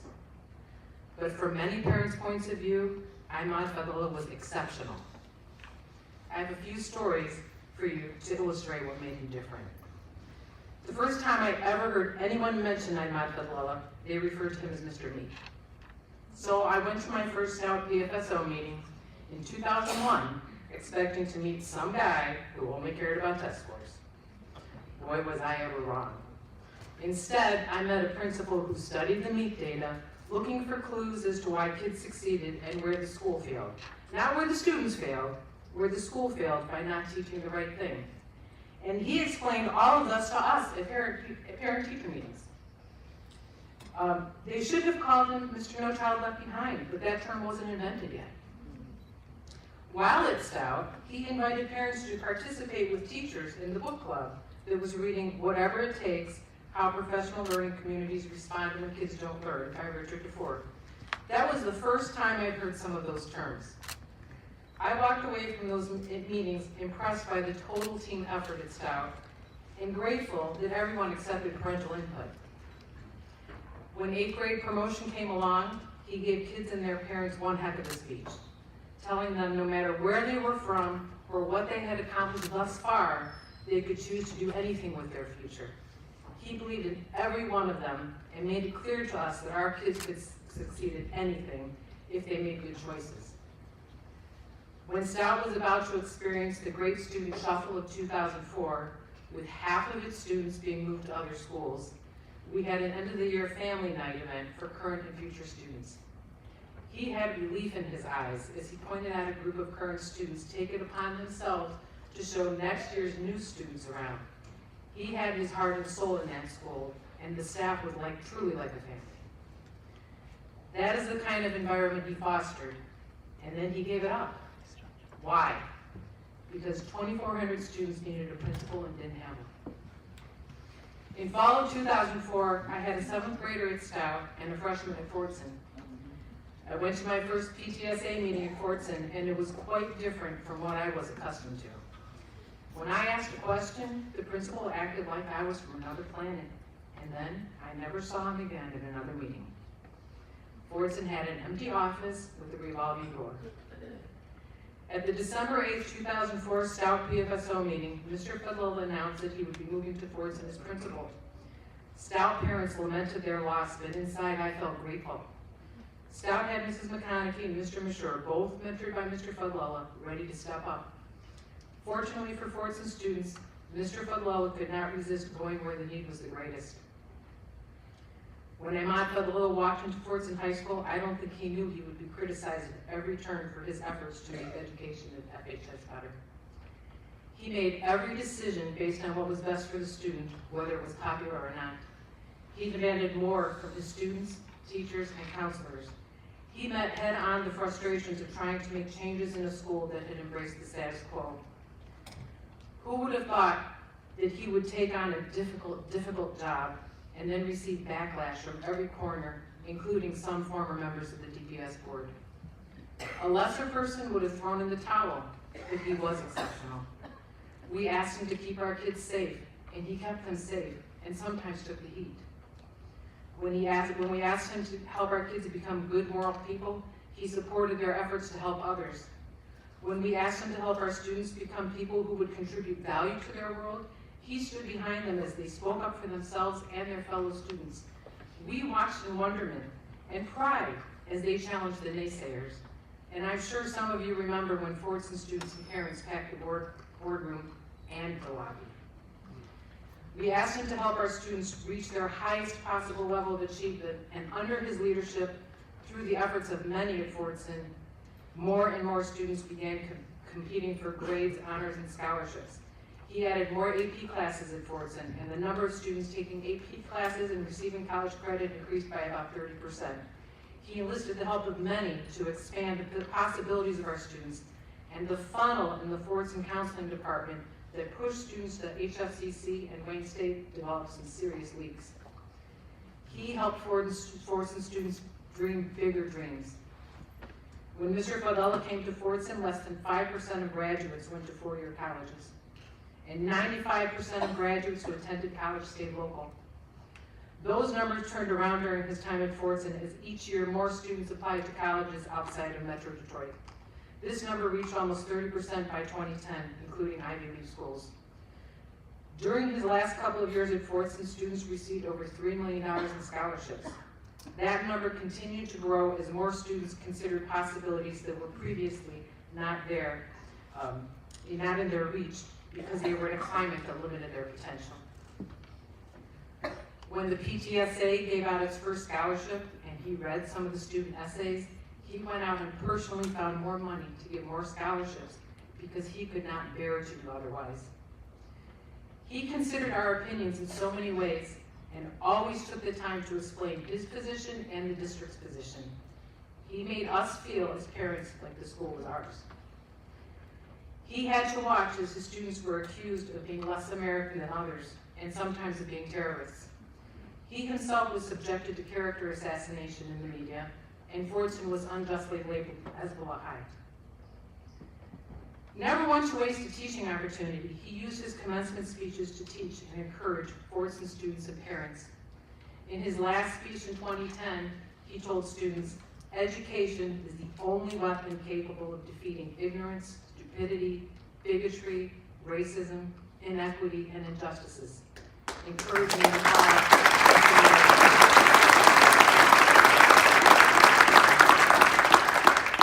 So here's the answer to what makes Imad so different from all the other people in the history of this district. He was an exceptional leader who faced an exceptionally difficult task and at a difficult time, and he succeeded where others had failed. He tackled the problems he faced with integrity and compassion, enlisted the teamwork of teachers, and when necessary made unpopular decisions and stuck to his guns when it counted. And as he accomplished all of this, he passed along his abilities to many that are now working diligently for Dearborn students as teachers and administrators. So please, please, recognize this exceptional man and pass the resolution.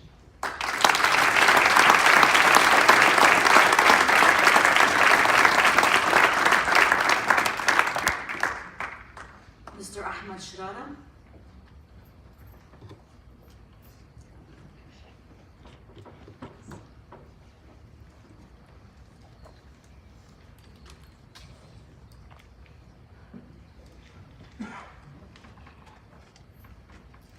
Good evening. Moment of silence, please.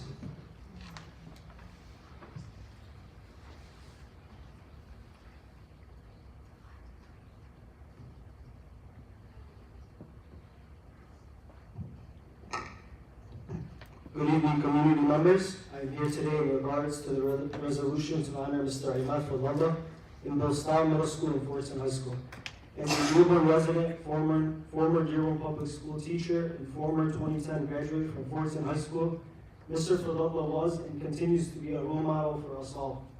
As a student, I was inspired by his demeanor, resilience, and patience in many adversities that he faced. Keep in mind, many of those adversities were because of the students and community he represented. He stood up for his community always, and always put students first. The positive culture that he brought to Fordson High School is something commendable and something we continue to learn from today. I am one individual who Mr. Fadlallah influenced, which led me to pursue my master's in educational leadership. Awareness needs to be raised in this community on the most noble profession, which is teaching our future generations. Mr. Fadlallah's honoring is one of the first steps this board can take to build a positive culture in this community on the positive role of educators have in this community. I urge all board members to vote to pass this resolution to honor the great Mr. Imad Fadlallah. I also want to thank the committee that brought this resolution forward. Thank you.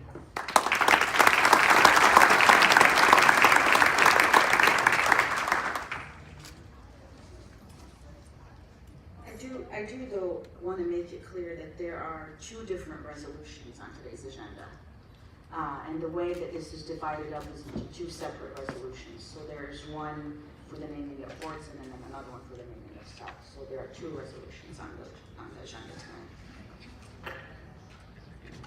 Next, we have Abdullah Hamoud.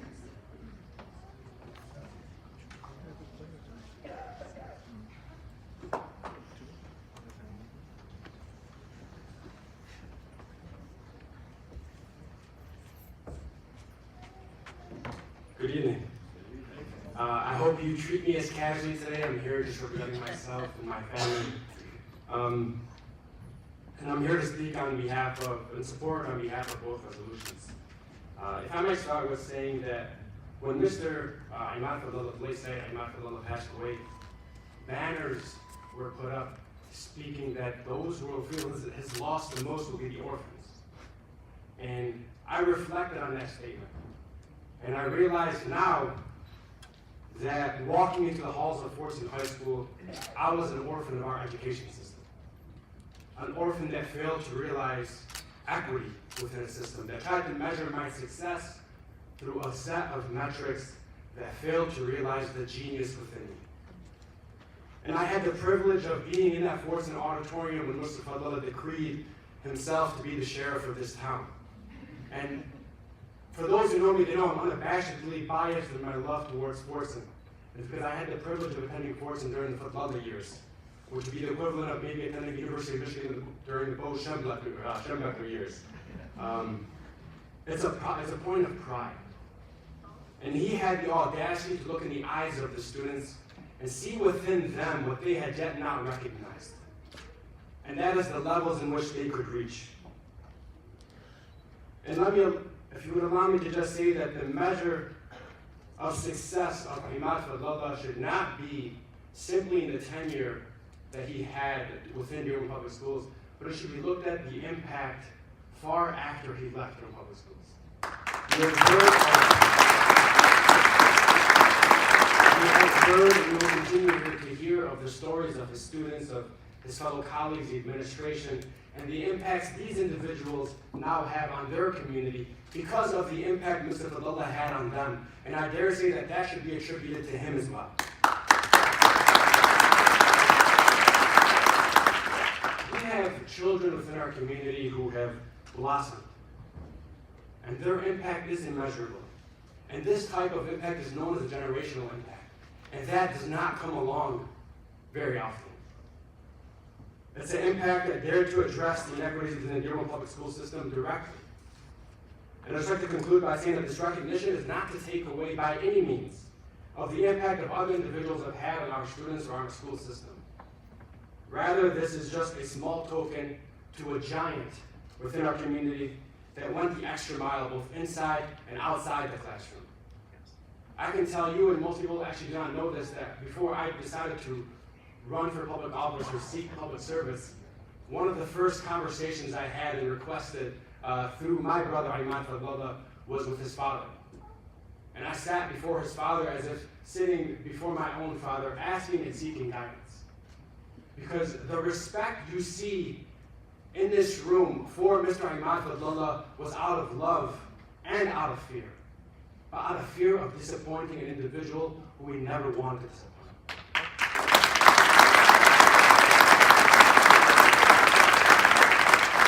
So I just wanted to again thank you so much for your consideration and strongly implore you to vote yes to honor and recognize the late Stout Imad Fadlallah. Thank you.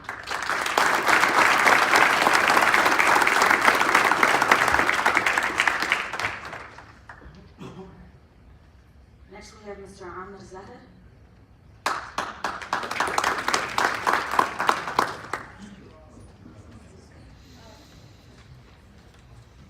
Good evening.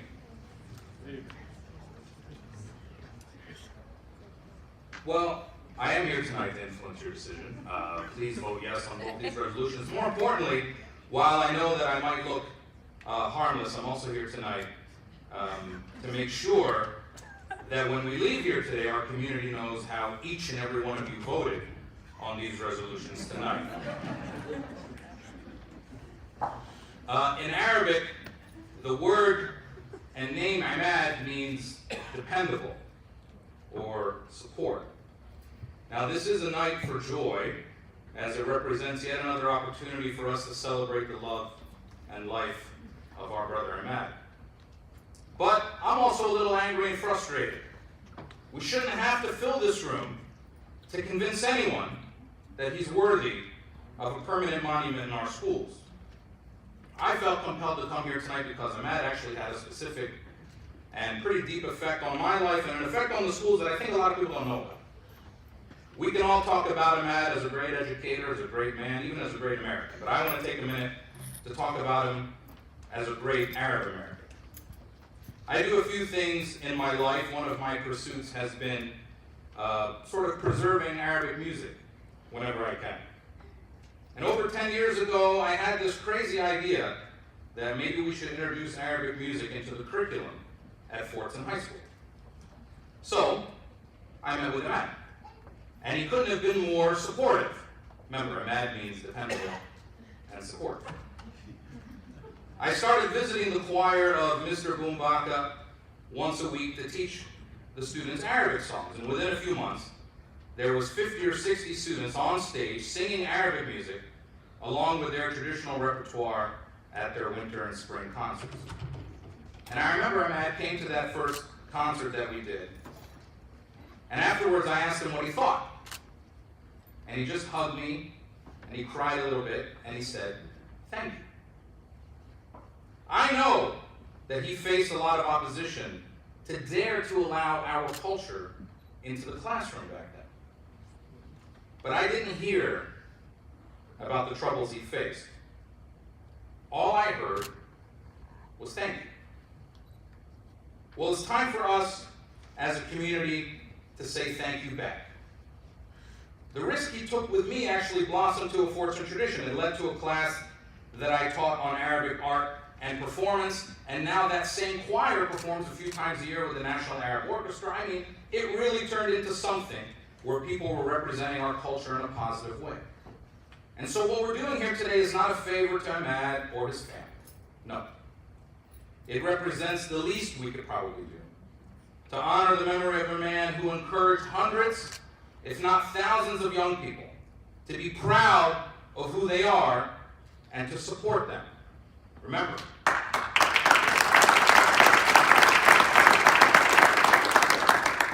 So remember, Ahmad means dependable. It means support. This vote should be unanimous on both resolutions. So make sure we all leave here tonight remembering your names for the right reasons.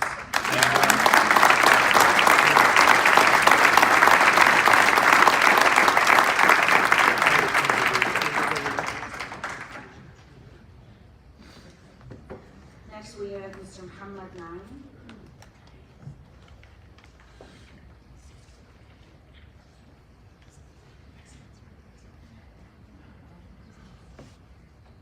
Good evening, respected board members and my community members as well. I want to thank Imad Fadlallah for the kind introduction earlier, and I'd like to follow up with my own sentiment.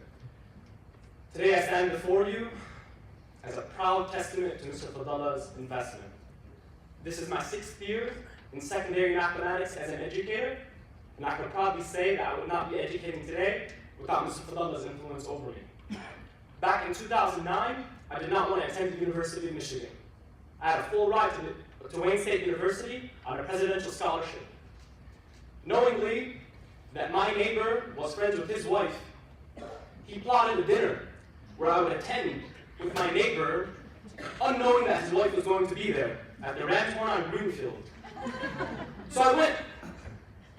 The entire conversation was about where I was going to college. I didn't expect that.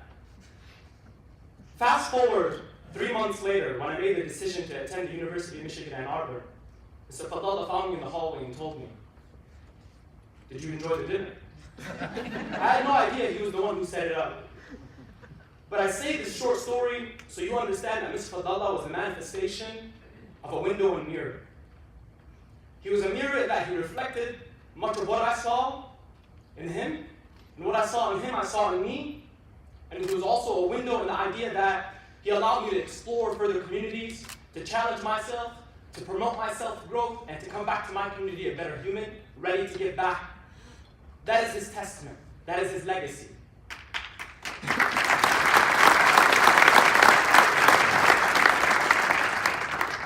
I completed my 2-year commitment within TFA, Teach for America, and I wanted to go back to law school.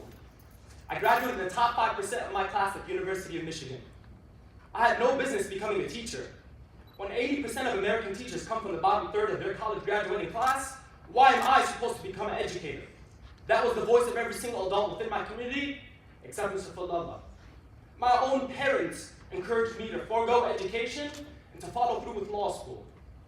But when I confided in Mr. Fadlallah about what I wanted to do, and he saw the passion within me, he told me, redefine your self-worth so you understand that the passion and the investment you give to this world defines how worthy you are and how valuable you are. That's what I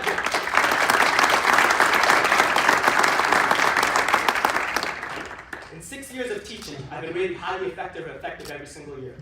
I took a classroom based on growth, a grade level that had 9% ranked in the 9% of growth from fall to spring to 99th percentile in 1 year.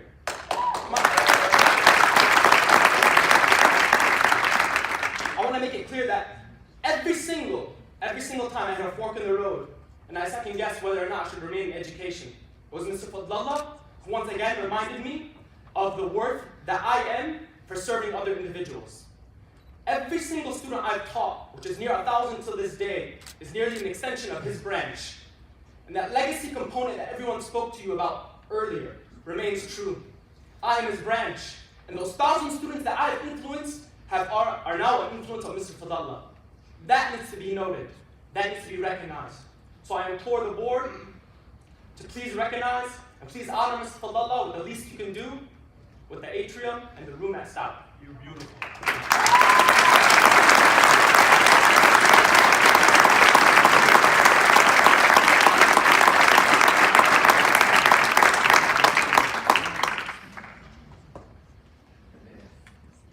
Next, we have Ms. Dina Shaidouna.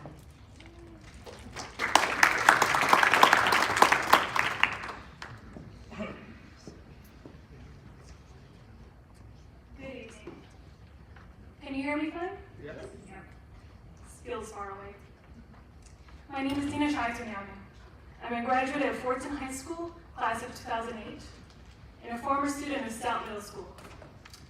I went on to graduate from the University of Michigan, Dearborn, and earned my Juris Doctorate from the Ohio State University. And like many students, go blue. Like many successful young professionals in this room and beyond, I owe part of my success and growth to Imad Fadlallah. For that, I am here to support the naming of the Fordson Atrium and Stout Team Meeting Room after him, which is the absolute least we can do. And for those of you on the board who do not believe that Imad Fadlallah deserves this honor, just know that you're in the minority, that you have the unpopular opinion, and the entire city of Dearborn is paying attention to your vote. I urge you to vote in favor of both resolutions. Thank you very much.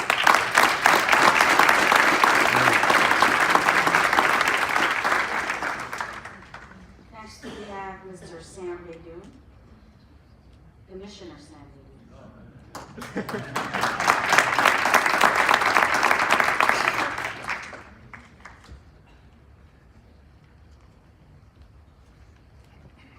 Good evening. Tonight, I'm a Dearborn resident and a community member. Distinguished board members, ladies and gentlemen, members of the Dearborn community, I stand before you tonight to speak about the eternal legacy of Mr. Imad Fadlallah. I'm a product of the Dearborn Public Schools. I graduated from Fordson in 1981 and Henry Ford College in 1984. Mr. Imad Fadlallah has impacted the lives of thousands of students who became very productive members of our society.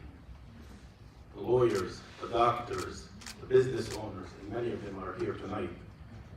These professionals are standing on the shoulders of this giant, Mr. Imad Fadlallah.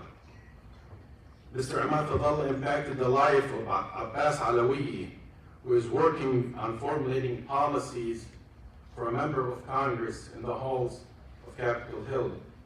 He impacted the life of Bilal Beydoun, my nephew, who was working for the Clinton Foundation writing briefs for President Clinton. He impacted the life of the so eloquent speaker, Maryam Jalloul, who was the first hijabi woman to attend Harvard University.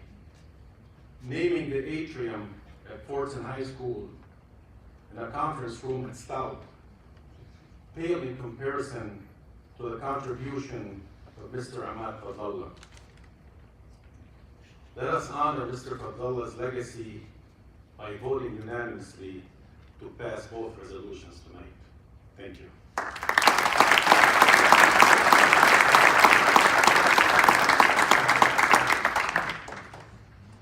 Next, we have Judge Sam Salami, who is also committee member.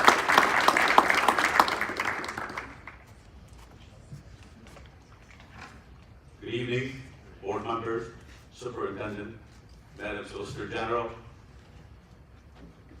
I would like to speak on behalf of the committee, and I don't find it necessary to repeat everything that your honorable board allowed me to state last time I appeared before you.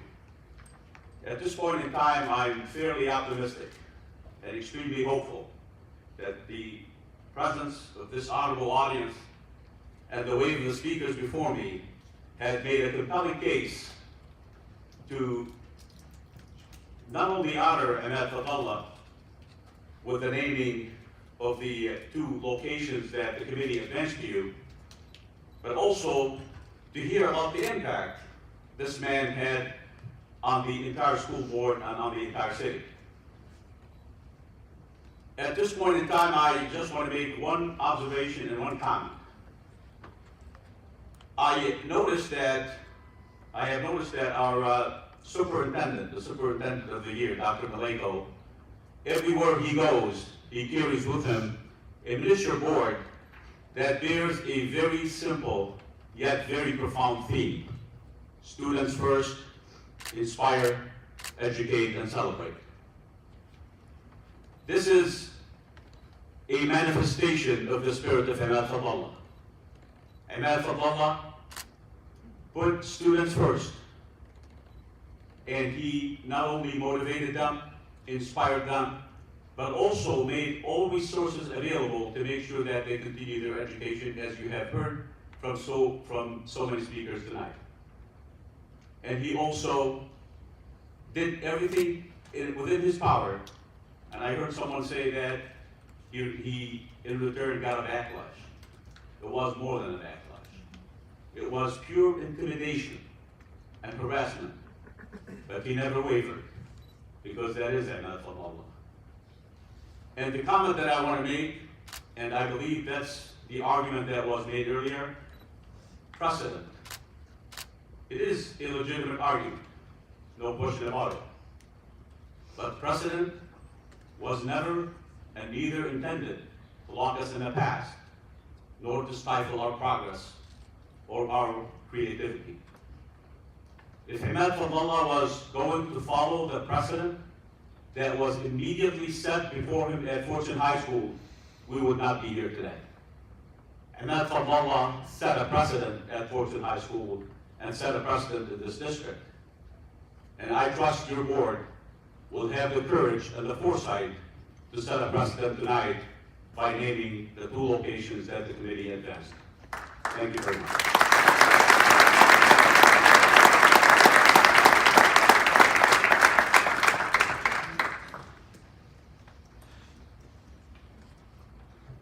And Madam President, that is all for agenda items. Now moving on to non-agenda items. First, we have Mr. Hussein Beydoun, and he wants to speak to the board about FOIA requests.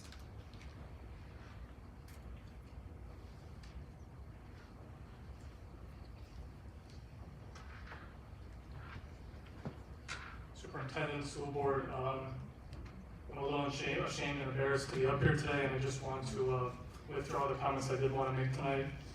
I wasn't aware of what was taking place in our community. I apologize, I teach and I coach all day, and I was not aware of what was going on with Mr. Imad Fadlallah. I had many cousins and friends who attended Fordson under his watch, and they had a lot of positive things to say about him.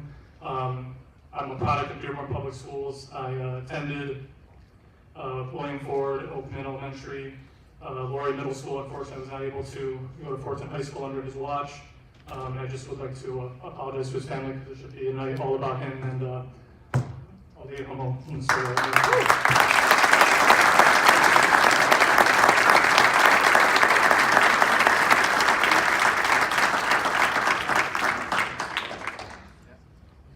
Next, we have Mr. Devin Dewey, who wants to speak to us about Young Fives program. Kevin. Close enough. Hi, I'm Kevin Dewey. Hi, Kevin. I'm kind of sorry I didn't go to Stout and Fordson.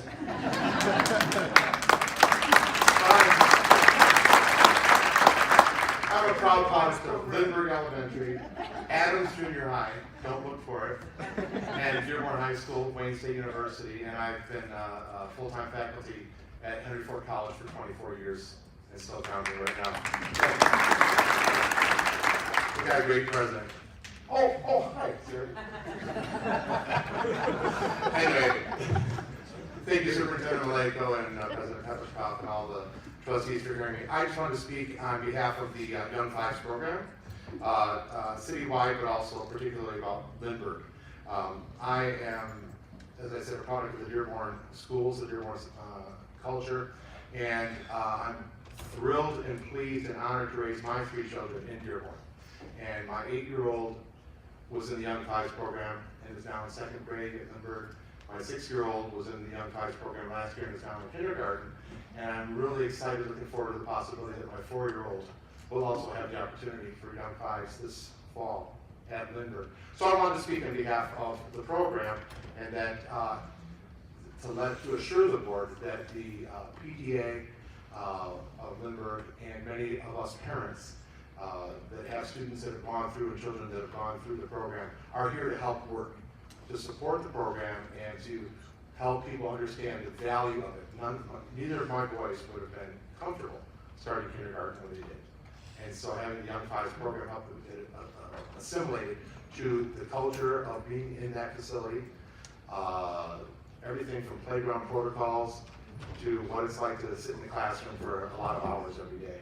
And this is the reason for the success that they're having in kindergarten and second grade at this point. So I just want to assure you that we parents and the PTA are thrilled to be able to help support the program and help let others know the value of it. Thank you for your time.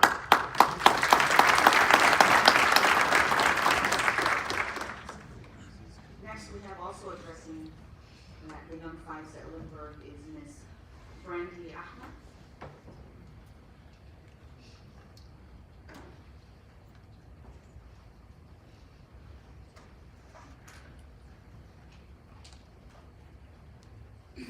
Good evening, Dr. Maliko and fellow board members. I'd like to recognize the gentleman everyone's talking about. I did not know him, but he sounds like a wonderful man. So I was happy to hear all the stories. And thank you for educating me. I am here to address some concerns of mine with the Young Fives program being possibly canceled over at Lindbergh. One, I really want to put my input that I have only heard great things about the Young Fives program. I currently have a stepson there at Lindbergh. He's in 5th grade, and my daughter is set to enroll in the Young Fives program at Lindbergh. So I was a little disheartened to hear that it might possibly be discontinued. A lot of my concerns that I'd like to address and would like to echo for some of the parents that could not be here today. There are concerns, and I know Mrs. Mary, I'm afraid to say her last name. Yes. A lot of them, raised the voice of concern that this is not a program that is being spoken about, or the parents are not being informed really. I have yet to hear anything about it from the school. It's all been through the parents. Even regarding this matter, I was not able to attend the PTA meeting, and I would say I'm a pretty involved parent for the most part with my stepsons, but I had no idea that this was something that was going to possibly cancel until parents started getting to me, knowing that my daughter was set to enroll. So I really would urge the board to look at how the information is provided to the parents. Especially, again, I'll echo it, a lot of parents have said to me, things are not going out on the blogs. This is, the first mention of anything being said, because there's now a concern that there's not going to be a program there. I really feel, let me look at my notes here. Some of the questions I have, I know that you were saying, the young lady over here was saying that they might do a preschool program. I'm a little confused what the difference between a preschool program versus a Young Fives program would be. I also feel like that would bounce around a lot of children, especially if you're not canceling the program, but rather just moving it to HEG. But then the children who are supposed to go back to Lindbergh would be bouncing around, and I don't think that is beneficial, and I certainly don't think that is the students first. I think other than really also echoing the great deeds and losing my words here from Mrs. Schrapp, the teacher over there that does the Young Fives program. I've heard great things about her. I've heard that she's very engaging and positive in the community. I really urge the board to urge the administration over at Lindbergh to keep the program there if the numbers are there. And it should not be about numbers, it definitely should be about students first. And I'm really hoping that it stays that way and that I can enroll my daughter next year. Thank you.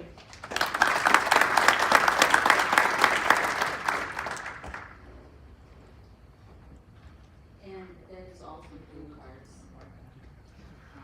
Because we are running so late, I just want us to be aware of as we move through the rest of the agenda of the time, because we're going to probably extend the meeting. So Okay. we're just trying to keep our eye on the clock. Okay, next item, please.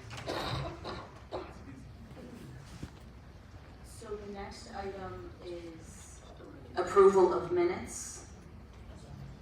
Approval of minutes of the following Dearborn Board of Education meetings: Finance Committee meeting February 11th, 2019, Building and Site Committee meeting February 11th, 2019, Policy Committee meeting February 11th, 2019, regular P12 meeting February 11th, 2019, and City Relations Committee meeting February 27th, 2019. Recommended action: make any necessary corrections and move approval of these minutes. Are there any corrections to these minutes? I support. All those in favor, say aye. Aye. Any nays? I heard Mary's aye. All right. Thank you, Mary. All right, well, attacking unanimous vote. All right, next moving on to special. Yes. Those special reports were the non-agenda. Go right to action items. Send us people if they like. I was actually considering flipping it. Once. No, I can go ahead and change the layout of the agenda, so if we want to move to action items. One thing I do want to say before we move into action items, or two things I'm going to say. One is, I want to thank everyone here who came to speak tonight. You made a compelling argument, I will say. You actually have me thinking. But one thing, one thing I want you to remember, something that you reiterated over and over again about Imad Fadlallah, and I knew him personally. My children were at Stout when he was the principal there. I want you to remember that you said over and over again about how courageous he was in making an unpopular decision and having to put up with the backlash. I want to remind everyone before we move into this, and I don't know where this is going to head, but I'm going to tell you that I understand that the naming process, because I've been involved in it before, becomes very emotional in the decision when a name is submitted that holds a very personal connection to those who are supporting it. And our policy has very few guidelines for us to follow. And the outcome can be very arbitrary due to the independent perspectives of the board. So depending on the makeup of the board, we have different visions of those policies. It's our job as trustees to try and remain as objective as possible, consider all the details, and work to balance our decisions with the best interests for the district as a whole. All right. I am looking for a fair and equitable opportunity for all in recognizing individuals that community members admire and respect. And that being said, I am in no way, whatever way the decision goes, meaning to diminish the value of Imad Fadlallah. I have a responsibility as a board member to interpret